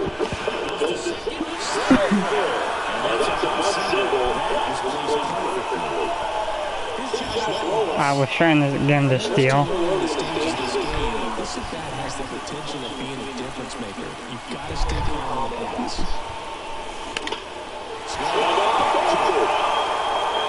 Judge ranging back. A green flag! 16th of the year, the Mariners strike first. It's 4-0. Chris, he's already in back-to-back. Yeah, I didn't know that they swapped. Just haven't been paying attention to my team.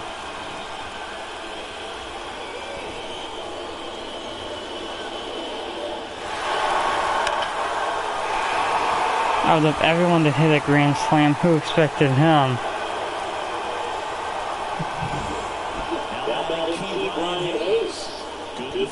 But I'm happy to hear that.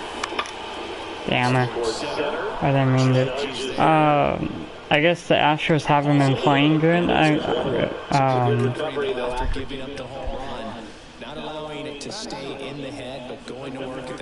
Oh, that's good to hear.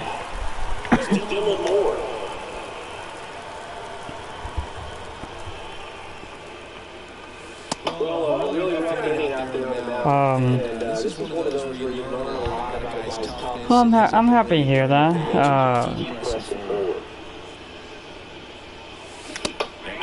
In there for a strike.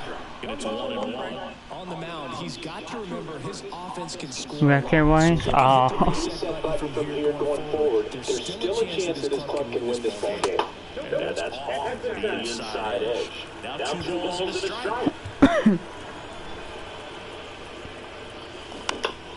Damn it. To the ground, handled by LeMahieu. Throws the first in time. Now it's Randy Rosarena. He was a strikeout. I'm happy to hear that. In the air, right field. No trouble here. Puts it away for the out. That is the inning. So it's a grand slam for Seattle. It's now a 4-0 ball game. You're dialed into the show. Dude, that grand slam though. Started, and stepping in for the Yankees, Anthony Volpe. Strike one.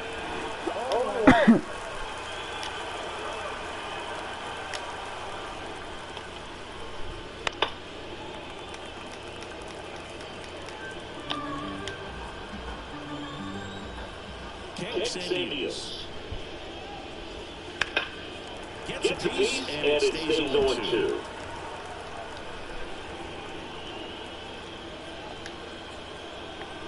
Wide to kick the pitch. Comes up empty, he chases that one in the dirt. Anytime you get one away in the strikeout. That's about as nasty as a sprinter you'll come across, especially in terms of movement. I mean, that thing tumbles out of his hand and just drops off the table at the last moment. He keeps it down. It's just so tough to put wood on. Oswald Peraza stands in now, looks at that one inside. Ooh, down.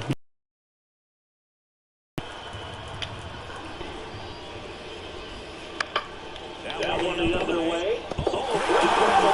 Why?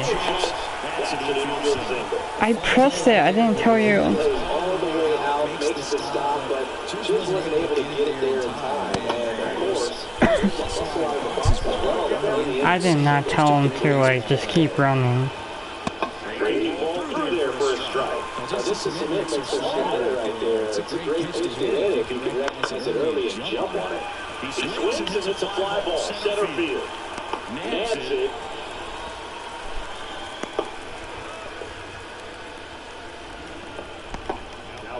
So the lineup flips over. Gleyber Torres stepping in now for the Yankees. And grounds one to the right side. They take the force out. That's out number 3. I know I could have got first, but I wanted him to be out.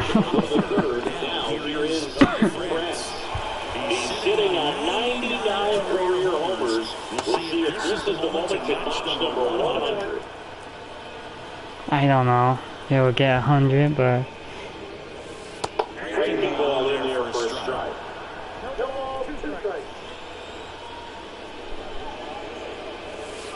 And ball 1.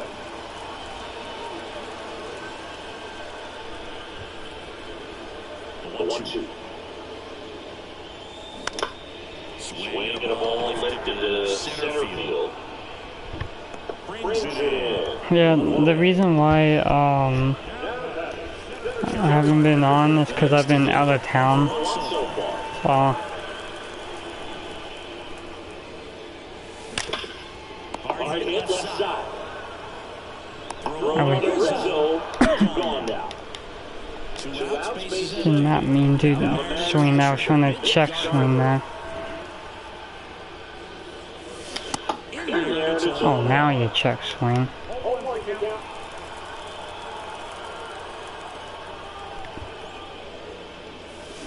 Swinging and a miss, and that's strike two. Short right there. He's doing extremely well. Talk about just a ton of breaks. So that's a strikeout, and that'll do it for the inning. Start in the fourth, and stepping in for the Yankees, Alex Verdugo. And there's the strike. Verdugo in his seventh season, 27 years old, and he's been touching home plate quite a bit lately, scoring 8 runs over the last 10 games.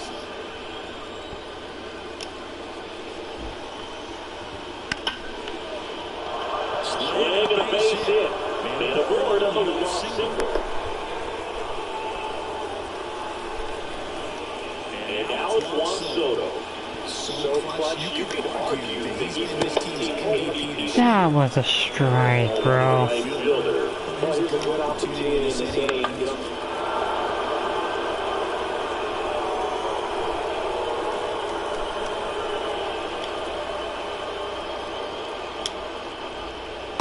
Way inside, gets out of the way. Well, a big lead like this is comfortable many times, but not when these two teams are matching up. Continue to keep your head down, keep that pressure, and just try to move through this lineup. Throw back in quickly, first and second, and now is nobody out. Couple of singles back to back. That was maybe even a little off the plate, but no problem getting the barrel to it. Man, this is such a nice job. That's what you're supposed to do with the pitch in that location. Maybe a chance here for them to start clawing back into this ballgame. Judge rips that one. Judge out of the play. What a throw. Damn. 2 on with 1 out. And here is Anthony Rizzo. And that one clips the corner. Really good job in this spot to get ahead of the count. He's going to have to continue to finish off this hitter. As the slider just misses. The pitch. Double play ball to second. There's one. Throw. Oh my god. No errors and a runner left. It did not want to throw. I had a... Like... Here, I pressed...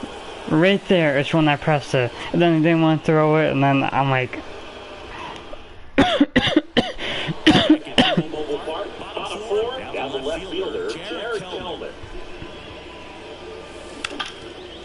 Ripped to third.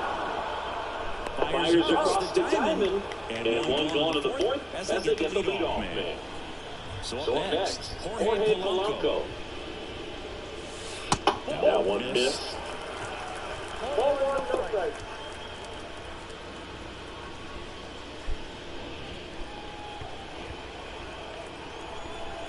One down, base is empty. And that one missing low.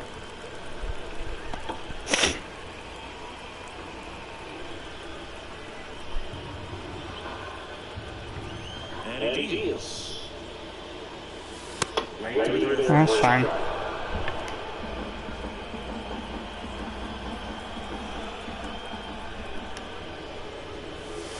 And that's off the inside. And now 3-1.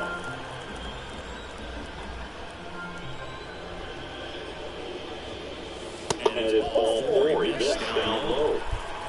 He tried to middle right there and just missed his spot. Hitter didn't offer at it. Now there's somebody to worry about. Green flag. And now for Seattle, Josh Rojas. He hit a grand slam his first time up.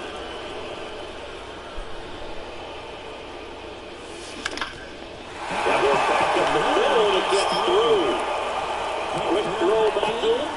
Another home to second. I was gonna send them, but...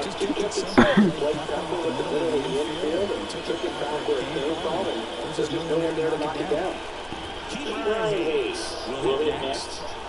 I changed my line right at the last second. Swinging a foul straight back.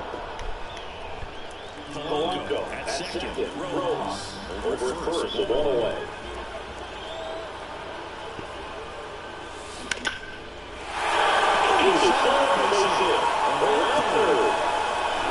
Or not, okay. I sent him home, but okay.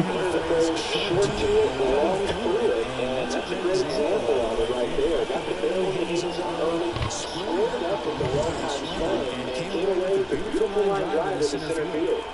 In now is the Mariners DH, Dylan Moore. Almost got him.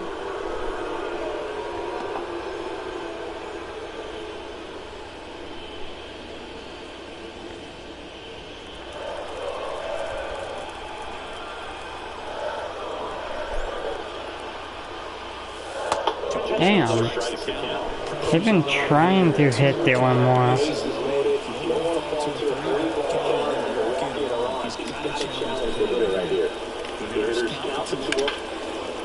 That wasn't full foul. Bases loaded. One away. Foul ball. 2-2.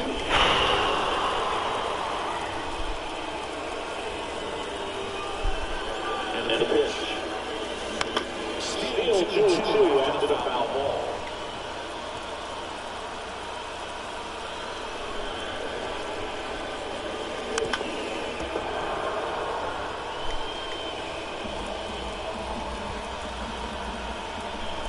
Kicks and fires. The other way. It's hit. One run in already.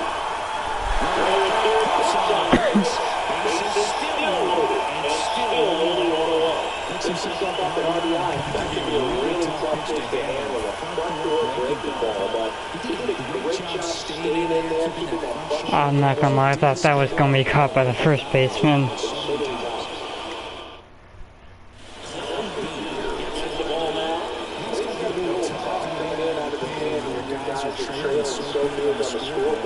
Just doesn't have the same intensity to it, but he's going to find a way because these batters count the same for his stats, obviously, regardless of the score. Rosarena in the box again, takes the strike.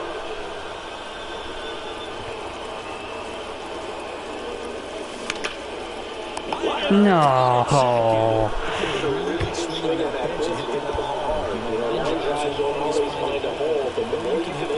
Grand slam for his 100th career home run.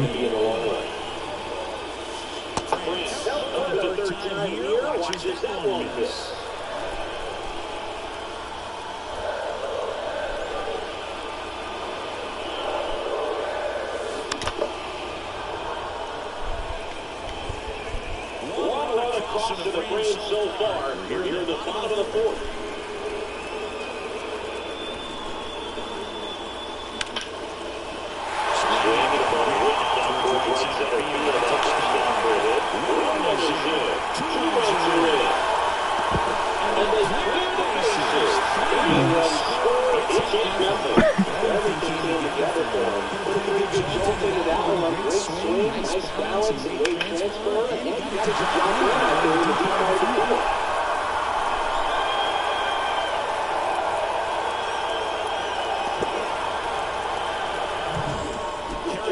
Up next for the Mariners.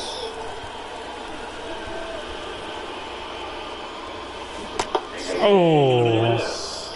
Was that early? Just or oh, okay.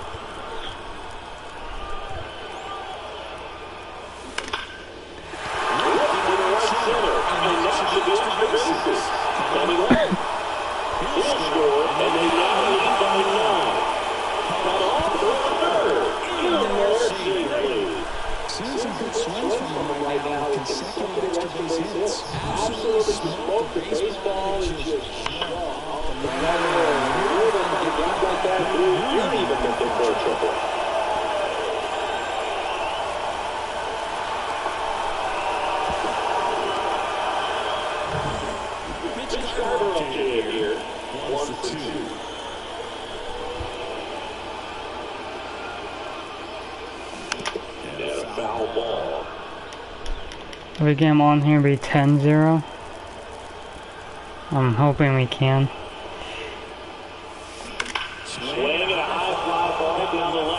Oh.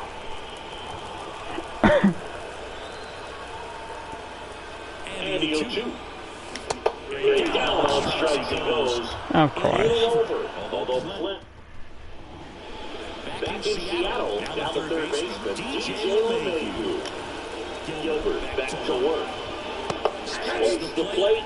Strike one. Clearly down in this ball game, and you can't look at the deficit and try to get it all back in one swing. It's got to come one at bat at a time, and even shrinking down smaller. Now 1-2. Pretty impressive. We haven't seen that pitch from him much, but he's got a really good feel. Chopper to second. Sends to first. One down. Anthony Volpe stepping in now for the He has not had a good series. And we're doing right side, but foul.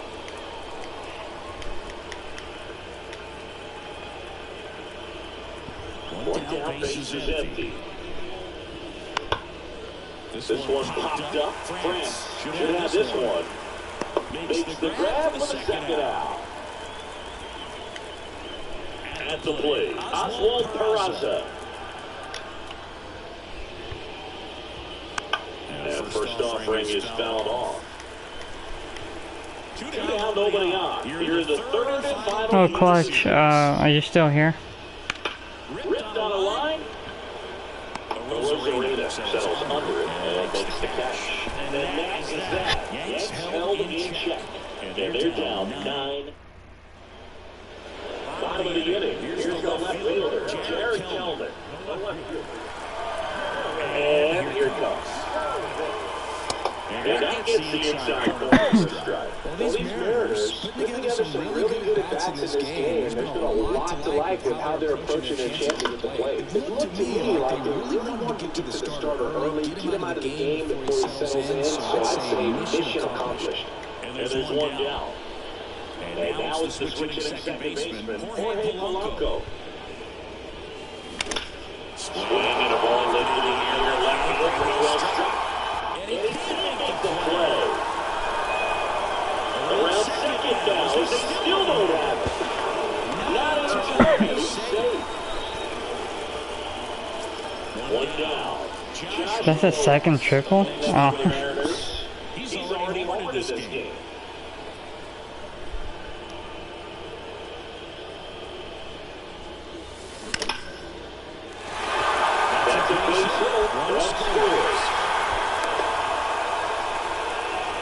That's 5 RBIs for him.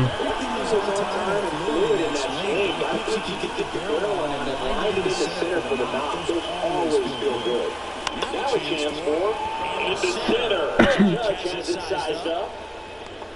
Makes the catch. And there's 2 away.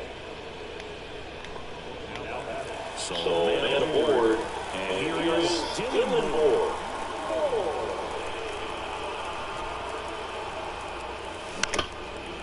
Out there to center. Judge cutting across. Nice grab on the run. And that is that.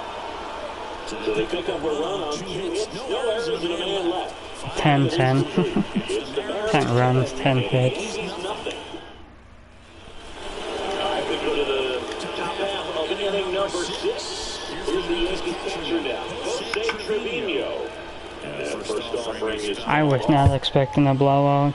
I wasn't. Having a lead is nice, but it can be challenging for some pitchers. I think keeping the mindset to attack instead of trying to be too fine and have too much finesse.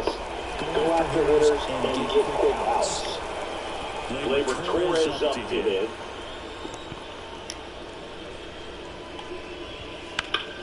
Line drive. Takes it out. That's swing right there tells me he's seen the ball pretty well. I know it didn't produce a hit, but he made solid contact, and that's all you're looking to do anytime you're at the plate. Verdugo in the box with 2 gone, and takes a look at the called strike. Smoked to the left, pitch hit. And that's the hits in a row for him here. Really good swing right there. He got a pitch that he knew he could handle, allowed himself to stay back just a tad long, and hit the ball on the screws. Here's Juan Soto. A beast all year long as he leads the league in RBIs here in our final month. He's really working in a way with the bat. Sometimes take a little bit off velocity. Try to get a rollover, something on the ground. Stay away from that big hole on the side of the infield.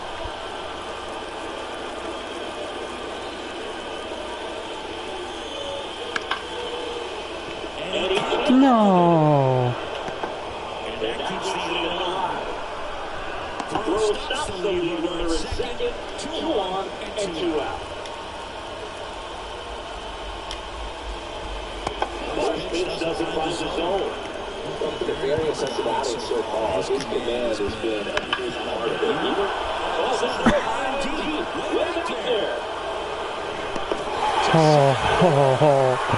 It's 6 shutout innings for him out there now. It's the Mariners 10 and the Yankees nothing. Bottom of the 6th. Here's the Mariners leadoff man, Randy Arozarena. Fly ball to right. Soto gets under it. Puts it away for the out. So digging in, Ty France. Possibly thinking about home run number 100 here. He's just one shy of that milestone. In the air, left field. Pulls it down and 2 gone. 2 out, bases empty. Now, Kerry Carpenter. 1 for 3. And immediately pumps in a strike to the left-handed hitter. 2 down, nobody out. Here in the bottom of the 6th.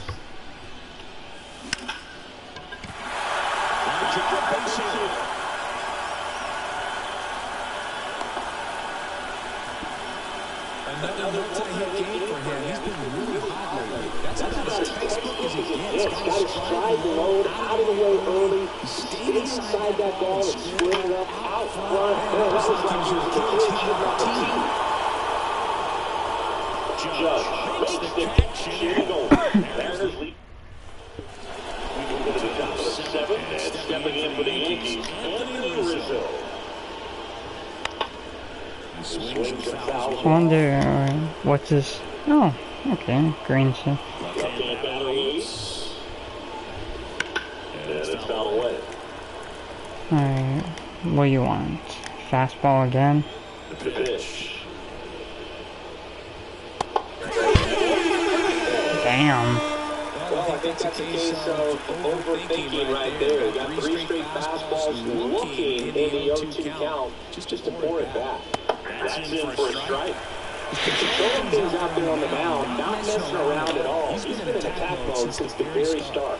Outside, 1-1. Timing issues can snowball quickly, and that's what we're witnessing here. This lineup's inability to lock onto the pitcher's delivery is causing a few awkward swings. Makes the grab, 2 away. 2 out, space is empty. Anthony Volpe getting ready to hit. The inside edge. And that's ball 1. Well, kept it pretty quiet in this series. Still doesn't have a knock. I know you want to get that first knock out of the way, maybe more will come. But you got to give some credit to the pitching staff. They've had a great plan against it. I really like that swing, man. He didn't just push it the other way. He drove it that way. It makes me think he was thinking the opposite field as he stepped into the box. Got a pitch he liked, and he got it done. In the air to left, down the line. First hit. And they're short-lived. And welcome back to the ballpark. Bottom 7th, and stepping in for the Mariners, Jared Gelman. And that one's fouled off.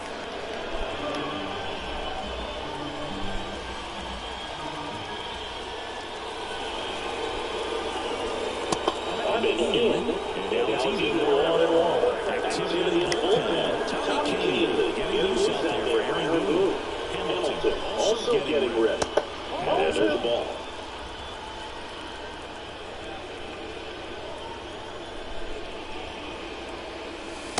That one misses. And it's down to 3-1.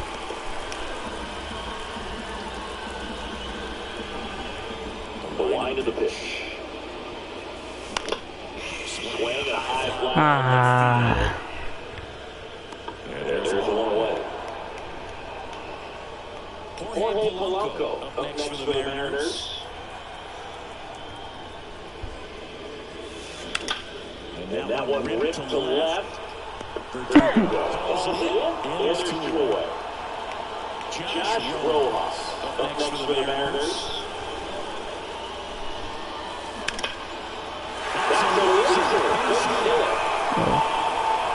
4 for 4.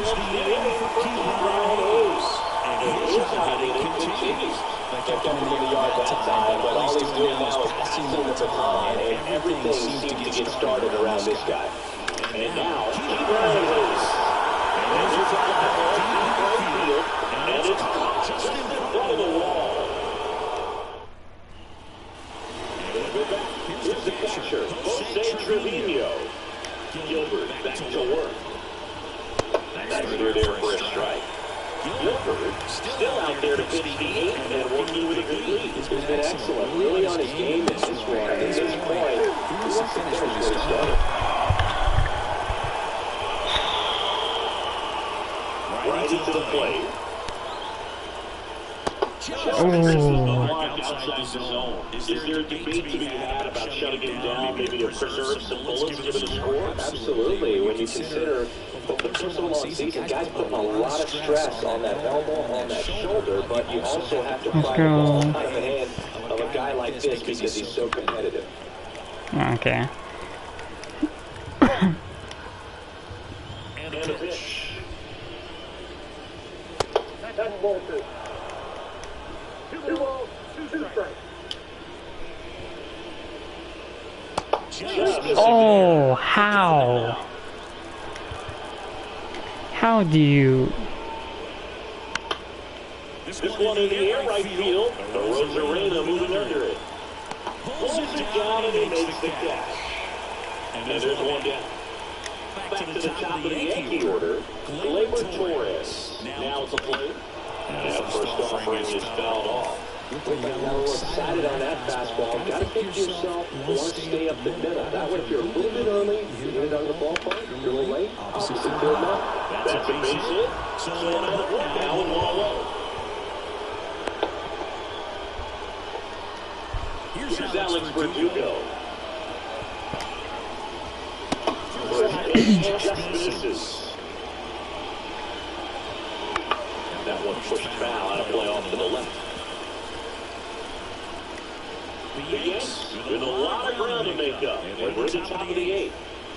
Slice hard but foul.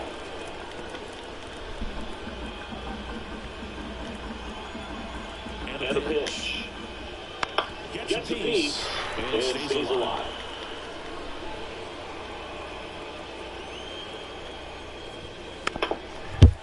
Ah, come on. 1-2 here.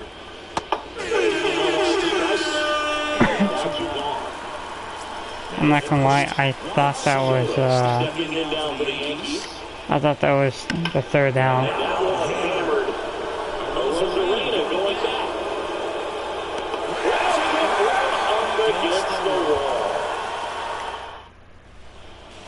Back in T-Mobile Park, ready for the bottom of the 8th. And now it's going to be Dylan Moore.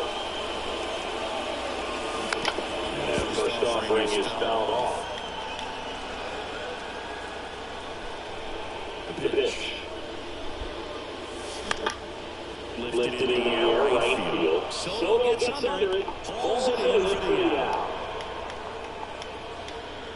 And down the right fielder, Randy Rosarena. Check swing, no appeal. Activity in the bullpen for the Yankees. I'm gonna try to do a shutout with, Logan Gilbert.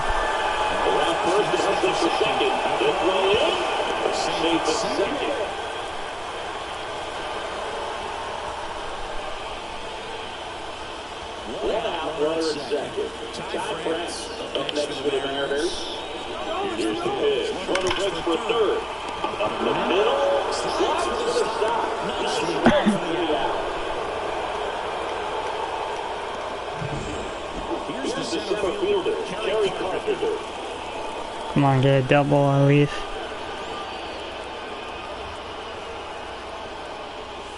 First pitch misses.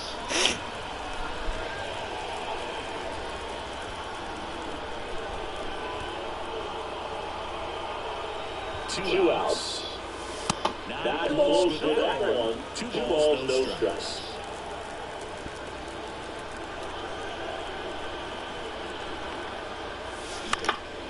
Foul ball there.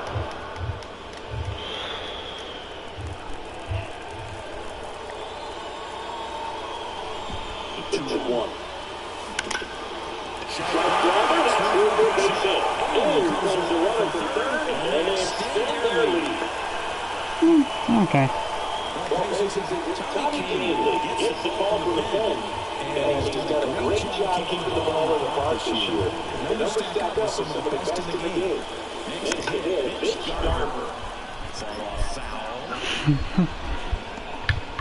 11-0. One run across to the frame so far near the bottom half of the 8th inning.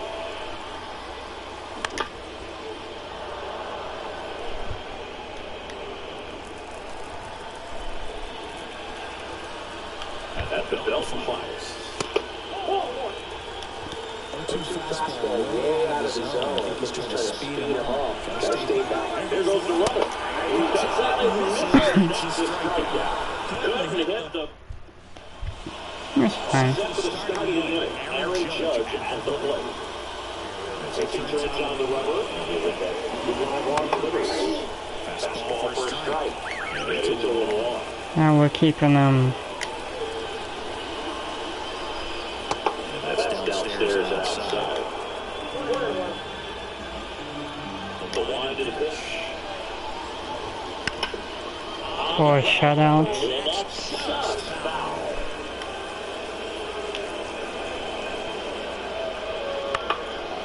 High fly ball lifted in the air right field.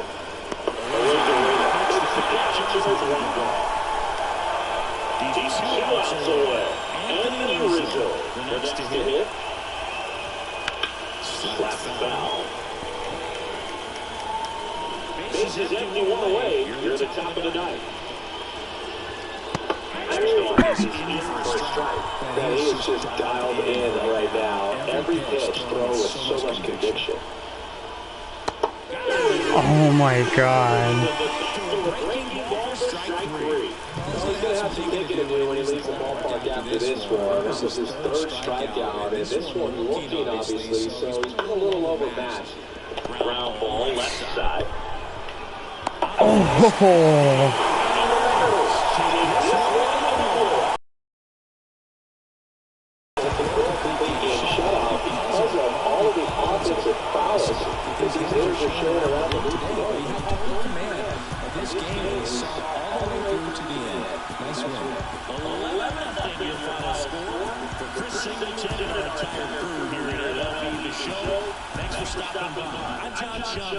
Talk to you soon.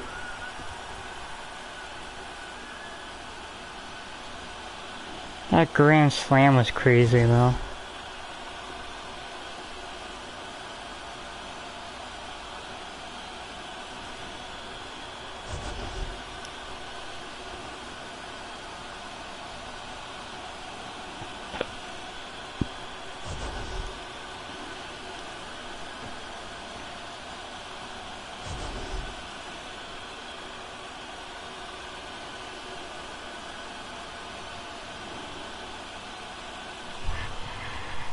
Luna Bear. Luna Bear. I'm surprised Josh Rojas wasn't player of the game.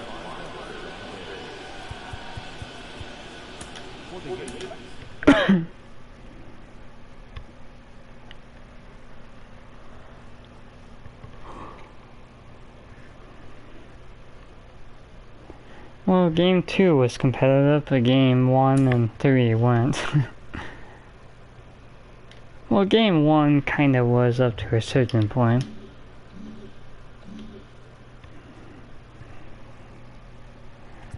Okay.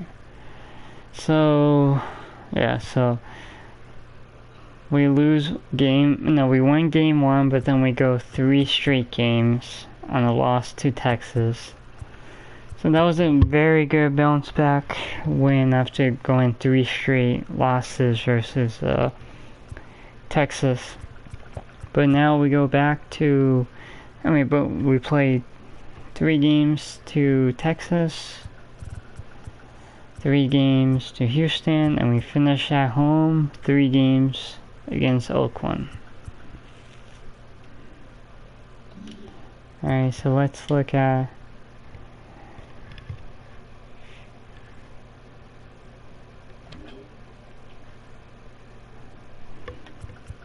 two games back from the Astros. Damn. The Royals are up there. Rangers. Only 2 games up ahead, the Astros. The Rays, the Angels, the Blue Jays. I think they swept Texas.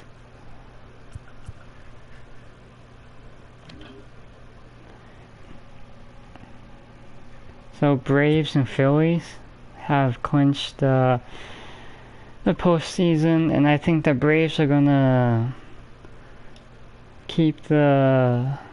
win the National League East.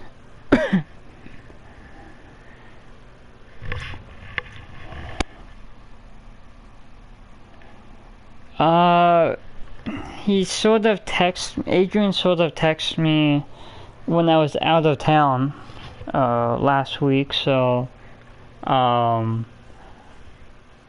but I don't really hear from anyone, honestly, unless I don't really get a text from anyone unless they want to have unless if like they're bored and they want to text someone, but I mean, yeah, but anyways, yeah, I got like 2 Discord messages from him, but then other than that, I texted him when I was able to have service, and I said sorry, was out of town for that last week, and ever since I got back, I haven't got a text at all. Oh, I don't. It doesn't bother me. Damn. Brewers and Cardinals clinched postseason. That's but a 3 games back, 5 games back. No, honestly, it's just I just go and I know I'm happy that you're my friend. I'm just saying, like last week when I was out of town, like no one really bothered to text me, and then I mean they only text me because I wasn't online, and then because I got 2 messages from 2 messages from Adrian on Discord, and when I had because the service I was staying at, the place I was staying at had terrible Wi-Fi, so I couldn't really get a good connection.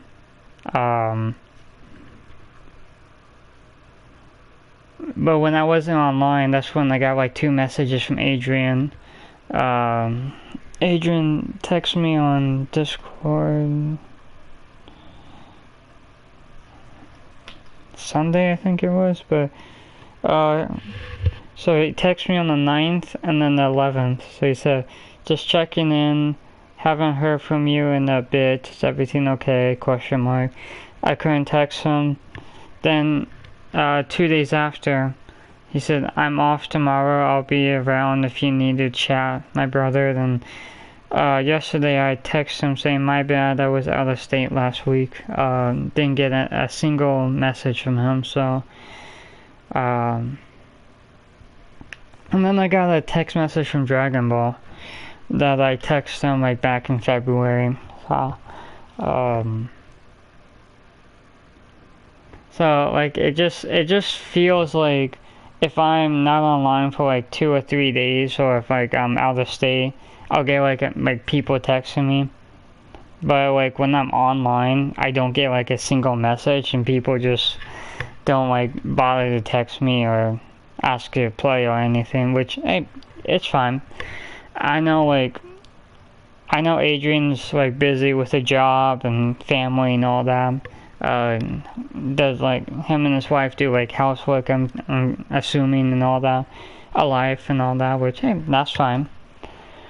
He also, Adrian has like a new friend group that he's, you know, a guy named Sheriff and a couple others that, like, cause like Adrian plays Mech Warriors, I think, and I'm like, you know, like that to me, like that's pissing me off of like people that I meet, make friends, and then they end up creating another friend group and leaving me behind, and then they come back to me and acting like nothing happened, which that pisses me off. But I mean, I'm not. It pisses me off because like the thing that pisses me off is like it's a recurring thing, you know. When I think I made a friend, then they end up making another friend group, and then they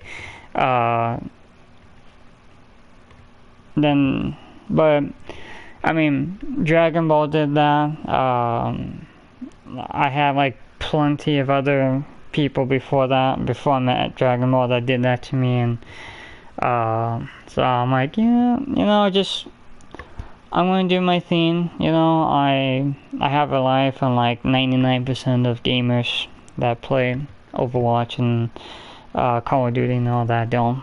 But but yeah, you know, I'm not honestly I'm just like, if you wanna like, I'm just like just doing my own thing. If somebody texts me on Discord or PlayStation and asks to play it, I'm all for it if I'm able to, but I'm not mad or anything. Like I said, like I'm just pissed off because like the making a new friend group and leaving me behind, like that's it gets old, if you know what I mean. It gets old, and it's like, yeah, but you know, you can't really.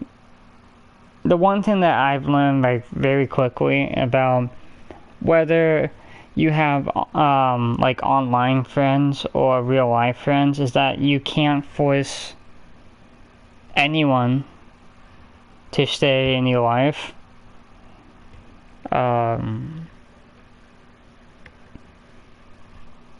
But you know, it's whatever. At the end of the day, it's whatever. You know, it's they go on their path and I go on my own, on my own, and you know, you go on your own and all that, and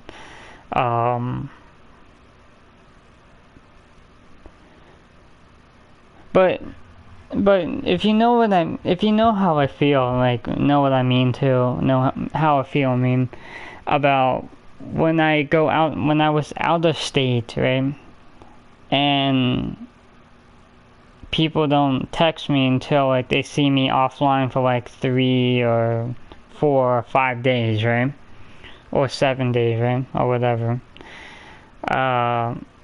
And they don't text me when I'm online or when I'm home or when I'm in state.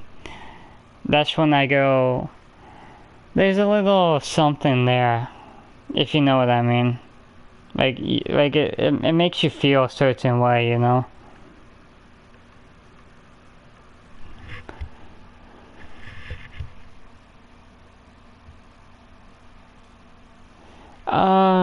Dragon Ball, no, he texted me, was this Saturday?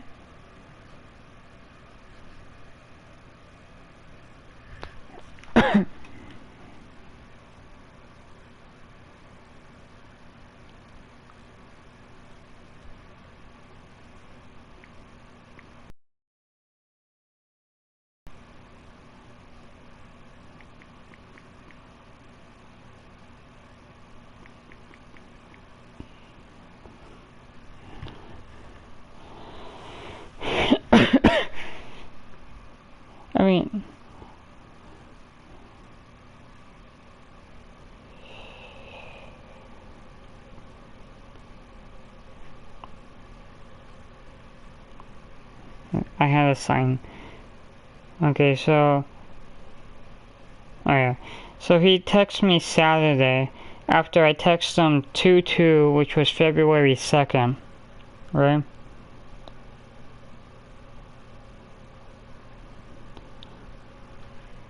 I mean, I'm not trying to like start anything or like get people mad or angry or whatever. I'm just like, I'm just like, I'm telling you what, like, yeah, like nobody really texts me and talks to me and all that or does anything with me. But I'm not upset by it because I'm doing my own thing. If anything does, if I get a, like, Clark, if you text me tomorrow at 7 in the morning my time, or you text me like 5 o'clock my time evening, and you say, I want to play Fortnite and I want to stream Fortnite with you, or I want to stream Minecraft or Overwatch or some game, I'll hop on and play. If Adrian asks me that he wants to stream MLB The Show, I'll hop on. If, somebody like Dragon Ball wants to stream Call of Duty or something, or fine, I'll hop on, but but I'm just doing my own thing. It's what I'm just saying. Is I'm just doing my own thing. I'm not mad, sad, upset, angry, or anything. Just like, knowing that, because, it just feels to me, like, with Adrian, that he wants to be in a different friend group. He wants to be with friends that play Mech Warrior 5 or something. When I try to watch a stream, he seems like distant to me, but with other people, he seems to be like, oh, I'm happy that you're here, and like all that, and it's just, to me, it's just how it feels with Adrian. But I love Adrian, don't get me wrong, I love you, Clutch, I love Luna, like all that. You and Adrian are my best friends, but there's, no, but nothing's gonna change that,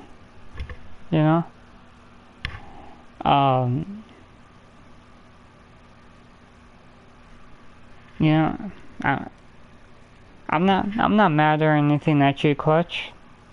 I'm happy that you stopped by. I'm happy for everybody that watches my streams and stays to the end. I'm very happy when Adrian is in my live stream. I'm very happy when Luna Bear's here. I'm very happy when Soldier stops by and chats with me for a little bit. I really want to get an Overwatch game with her, but I don't really get to play with her or talk to her hardly ever. But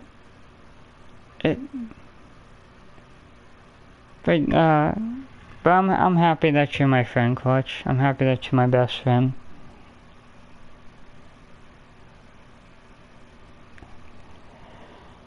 And also, I'm having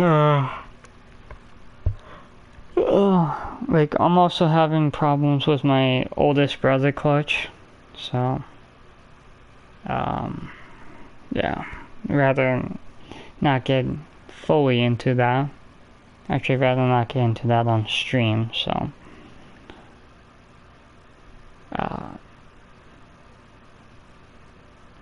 But anyways, back to the game. So it looks like, yeah, so it's the Brewers and Cardinals they clinched the postseason. The division is still up for grab. Brewers are 3 games up. Yeah. Yep, the Dodgers clinched their division and the postseason.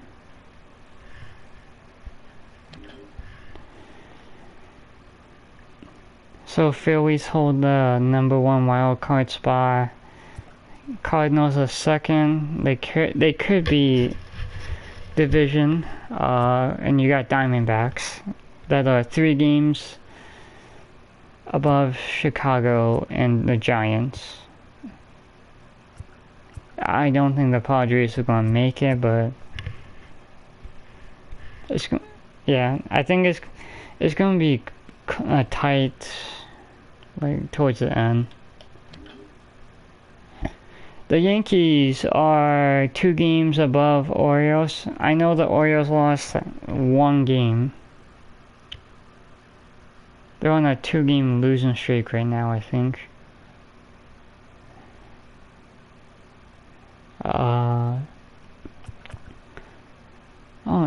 So the Orioles and Rays are, 2 games. Yeah, I think the only way for the Blue Jays to make the playoffs is if they take the division.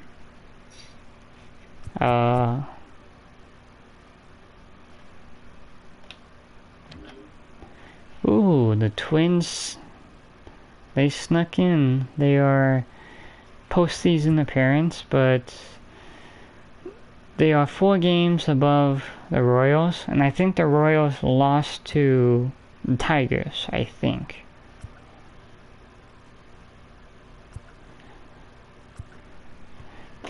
I think the Twins are going to take the American League Central.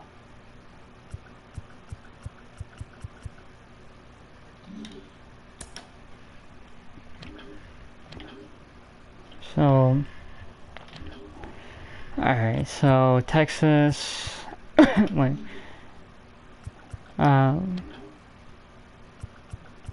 okay, okay, sorry. Alright, so Texas, so they lost game 1 to Toronto, won game 2 by 2, and then lost game 3 to Toronto. So they have 3 games to us. 3 games. Then 3 games against the A's, and then finish their game on the road. Well, no, they finish after us. They go on the road and they play Oakland, and then they finish this season against the Angels. Which the Angels are a surprising team. I think they're 3 games back from the wild card spot.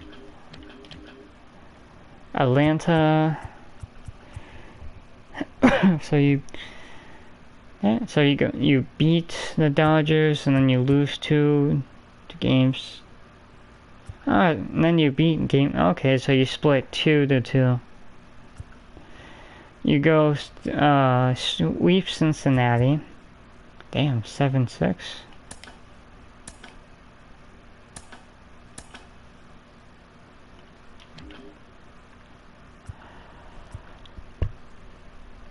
Oh, damn.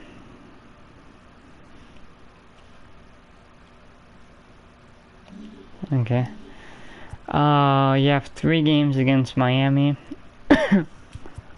2 games against the Mets, and then you finish it off against the Kansas City Royals.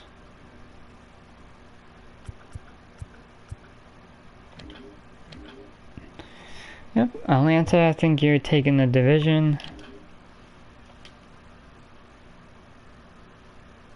Okay. Miami, damn, 11-1. 3, that's not bad. 2-1. It's surprising how the Dodgers, with Shohei Ohtani pitching, that the Dodgers won 2 out of 1. I mean, that only scored 2 runs and was a close game. Miami plays, Atlanta, the Twins, and then they finish their game again, season against Toronto.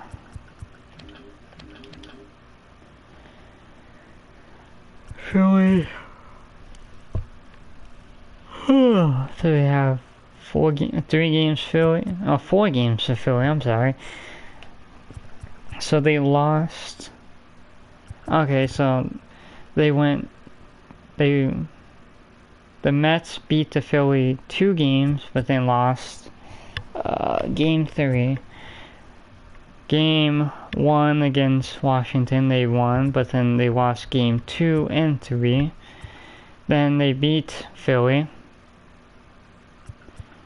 So then they have 2 games against Atlanta, and then 3 games against Milwaukee, which that might be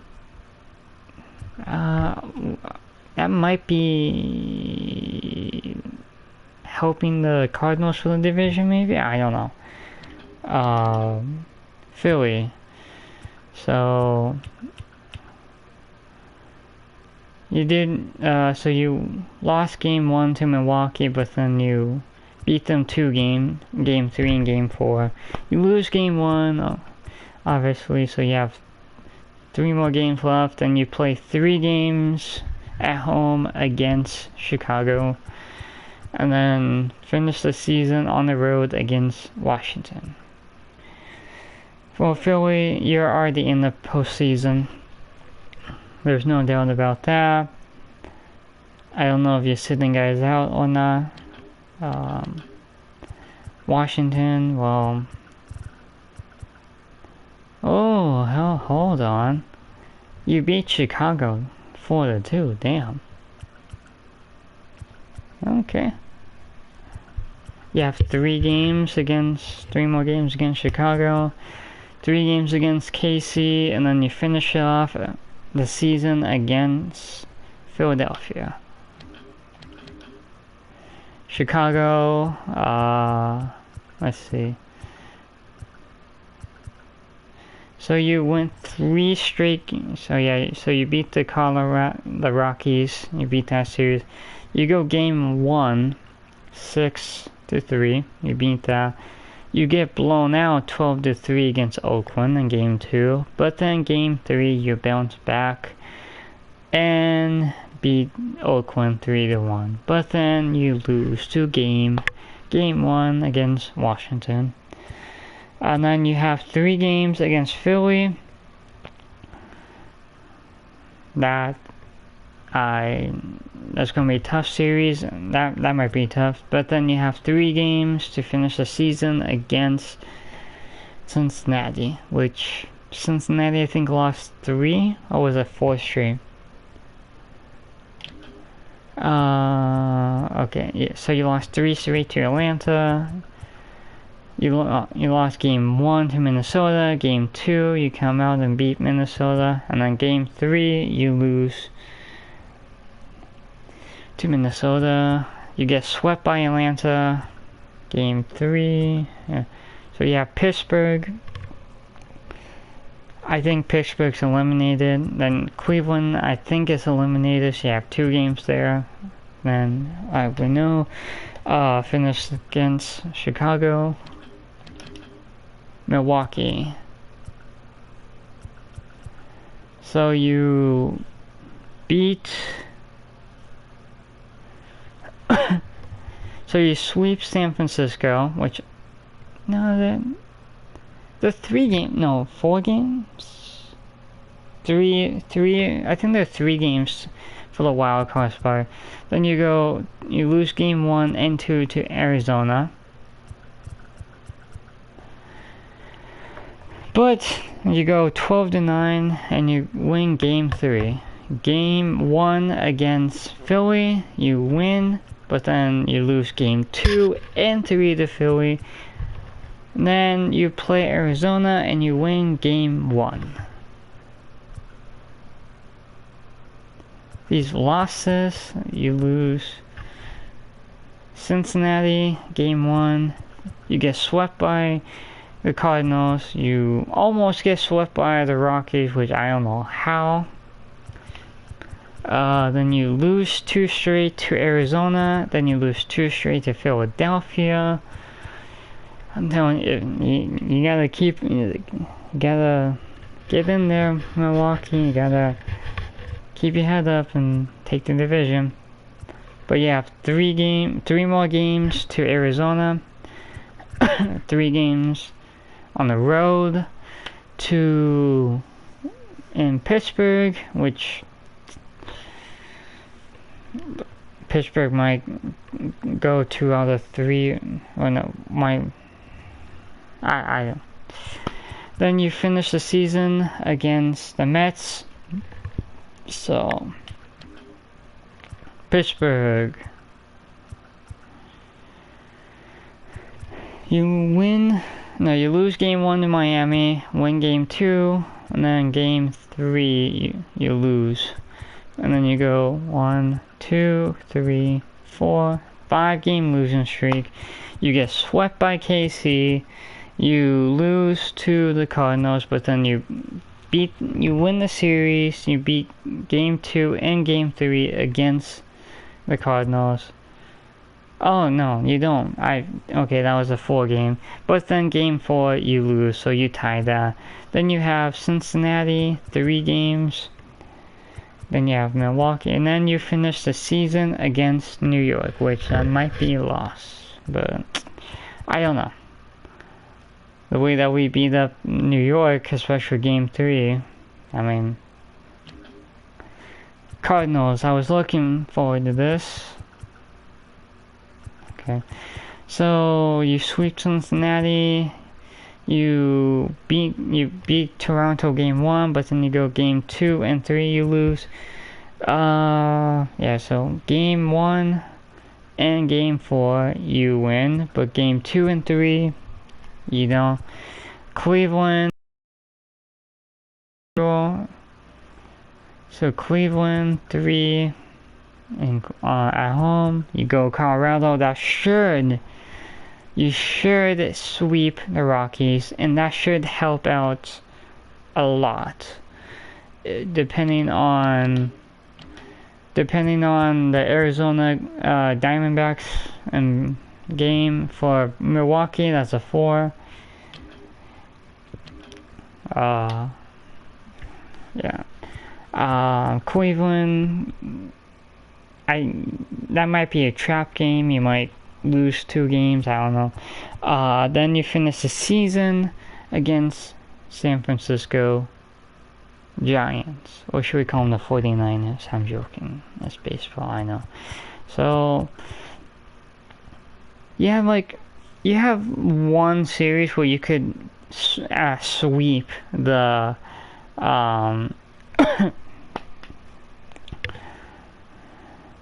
the Rockies. You could sweep Cleveland and the Rockies, but I think Cleveland's a trap game. I think you win 1 game but then lose 2. I think you sweep Colorado. I think you'd be a game back of Milwaukee. I think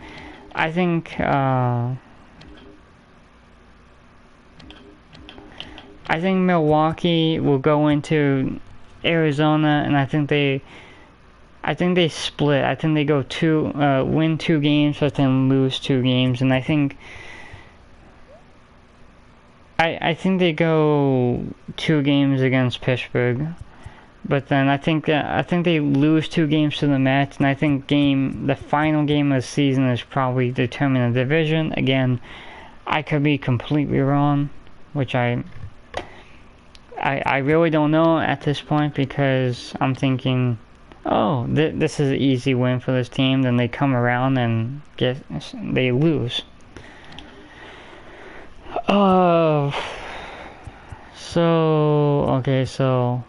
So Arizona, yeah, we know that. You take game 1 and 2 to Milwaukee, but lose game 3. You sweep the Colorado Rockies. Game 1 was close, 13-11. Game 2 was close, 13-2, and Game 3 was also close, 3-1. Then you lose to Milwaukee. So you have 3 more games, then you have the Giants, then you finish the season against San Diego, which San Diego I think is out, I think. Well, there's not too much to say here. One, two, you're on a 6-game losing streak, and I'm sorry, you play the Dodgers.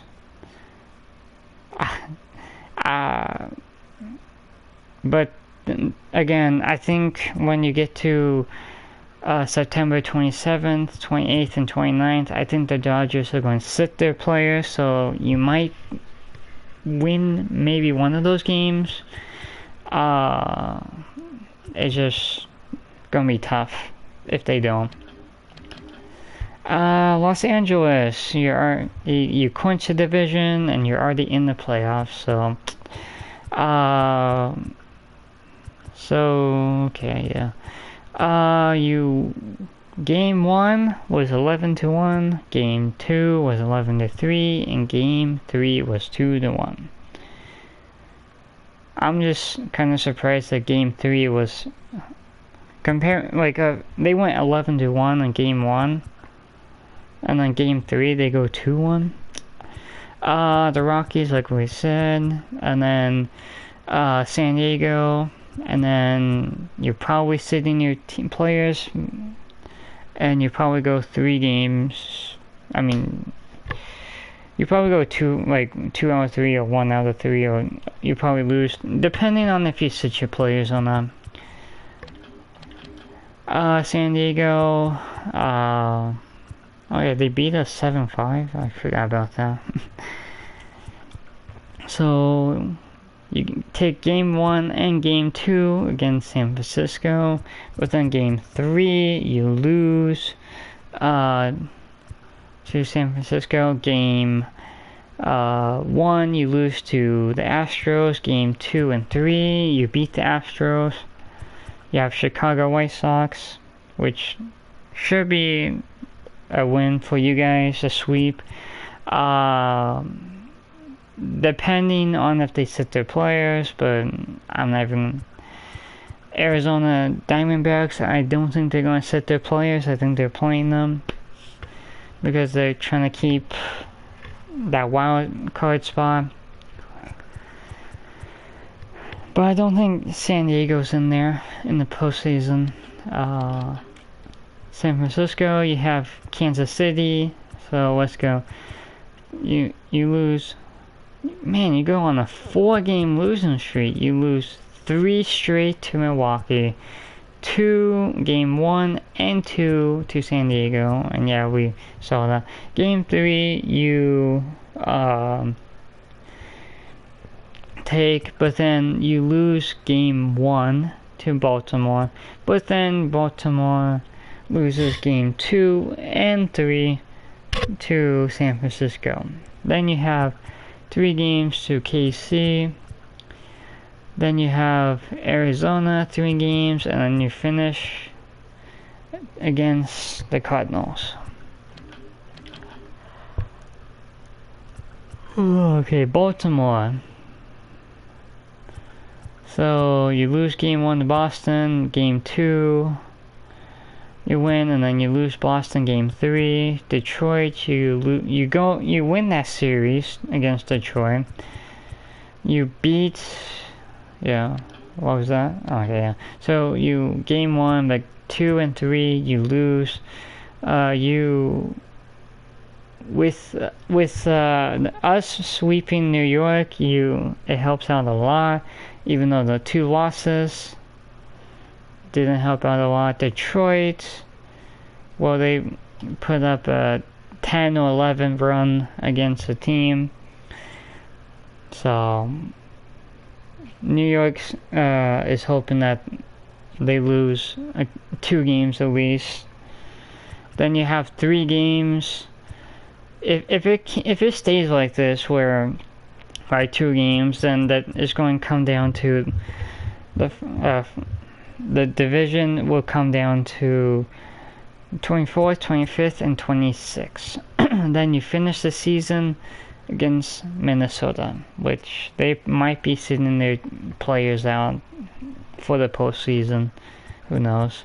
But the after Detroit series, we'll have a lot more on the division. But I think this game, I think New York and Baltimore, that series is going to determine the division and probably the postseason.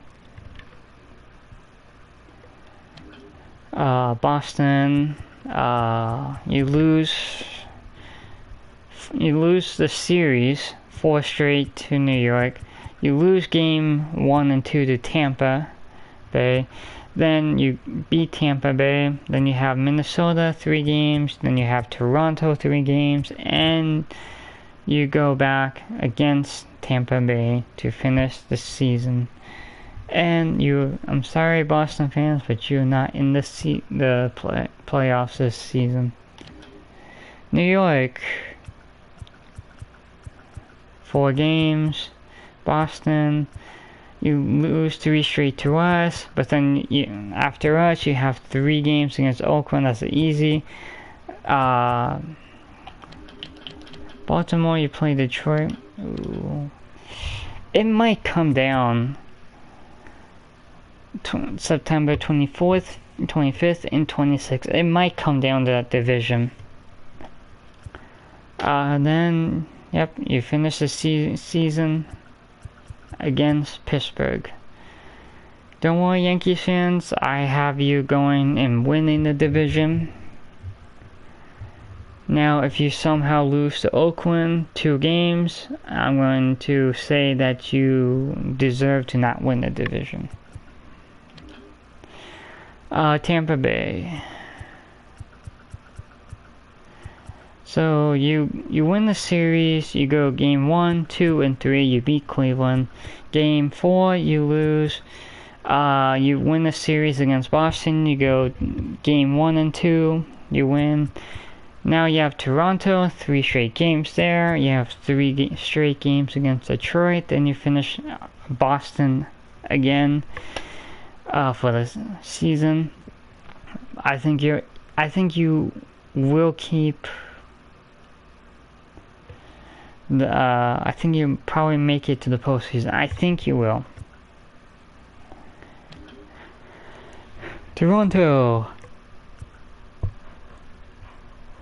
Alright, so you lose game 1 to the Cardinals, but game 2 and 3, you win that series against the Cardinals. Game 1, you beat Texas. Game 2, you lose, but game 3, you come back and win. 3 games against Tampa Bay, 3 games against Boston. Then you finish the season against Miami.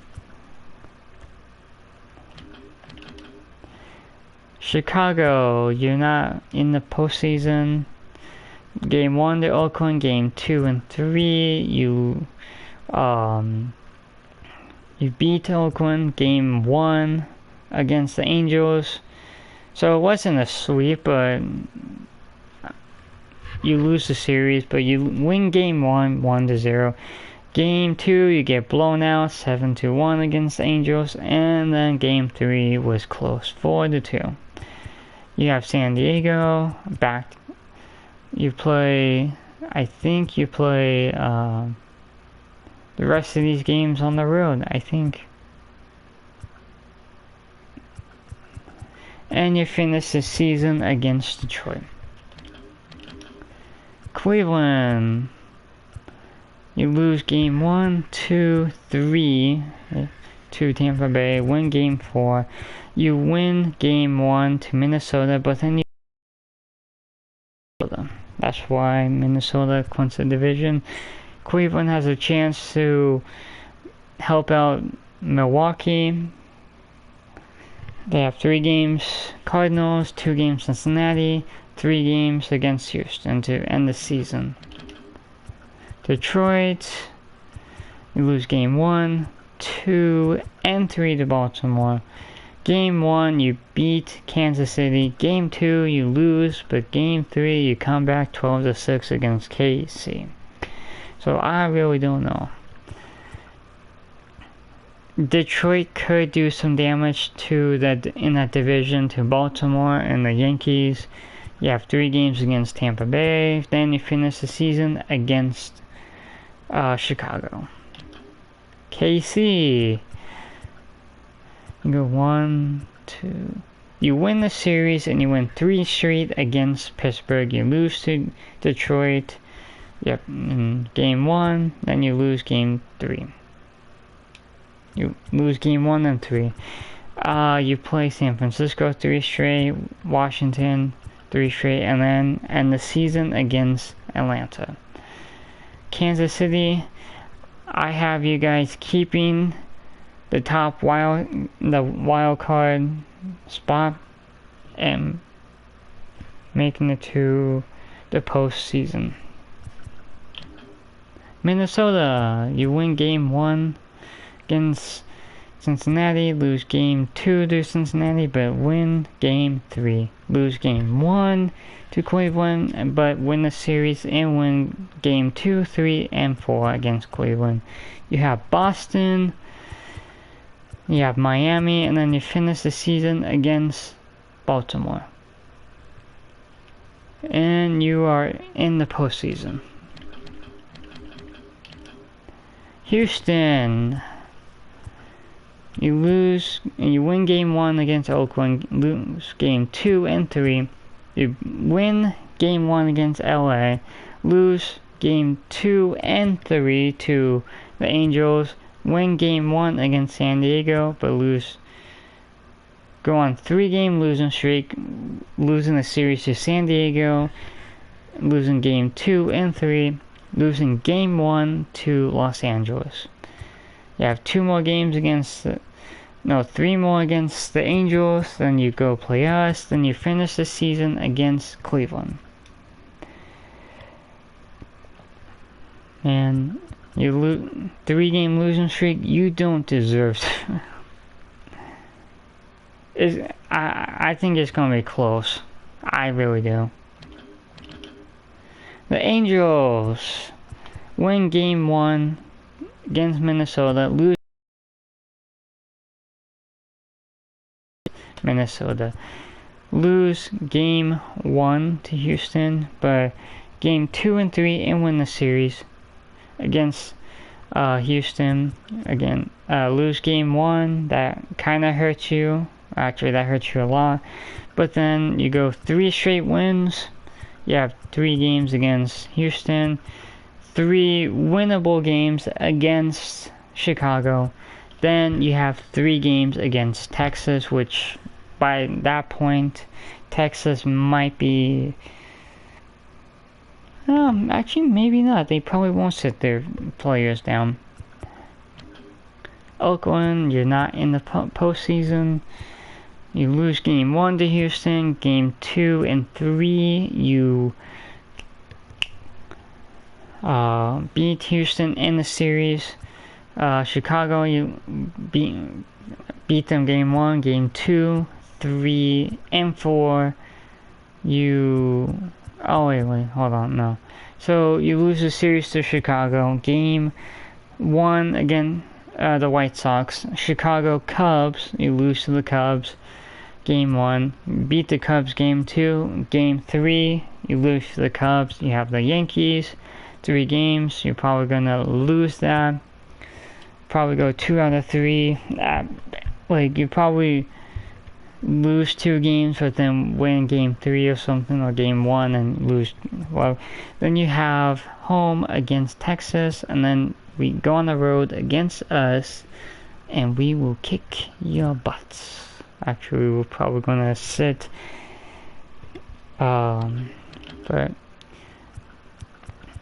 But we have the Texas Rangers 3 straight games there. That we have that circled, and we want a revenge. This is gonna be a revenge series and game, because we lost we lost the series to them in September, and when we play them, and this is a revenge game for us. We have Houston, which we might kick. It depends on how good the Angels do to them. So Houston might be looking outside if they aren't careful. And so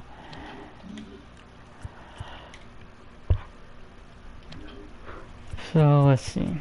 So yeah, 3 games, 2 games. So damn, Astros, you better keep it, like, you better win some games if you want to make it in the postseason.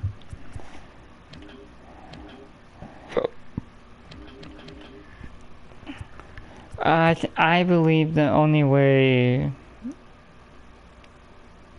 for the Blue Jays to make it in the postseason. Well, hold on. 5 games back.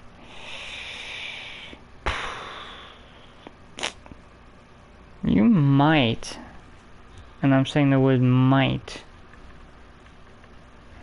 be able to make it to the wild card if your cards are played right.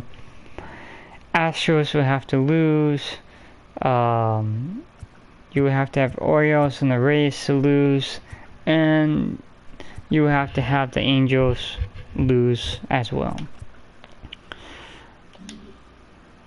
So I want to apologize for not streaming. Like I said, I was out of town last week, came back Sunday, didn't stream until Monday.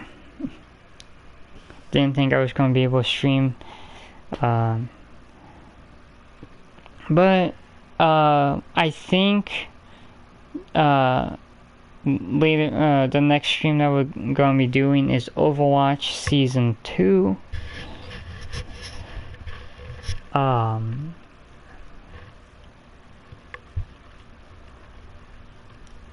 So that's going to be, we'll probably be doing that next stream, which the season's coming out, I think, what, 7 or 10 o'clock in the morning, somewhere around there.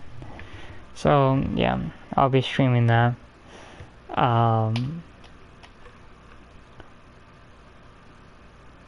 But I do want to apologize for not streaming, but also want to apologize for, like, talking to Clutch about, like, the friends, like, all that. Clutch is still my best friend, even though, like, him and I, we don't talk and play as much as I would love to. Same with Adrian, you know. He's my best friend as well. He's my brother. Not my blood brother, but, you know. But, like, he's my best friend. And I enjoy playing with him and Clutch.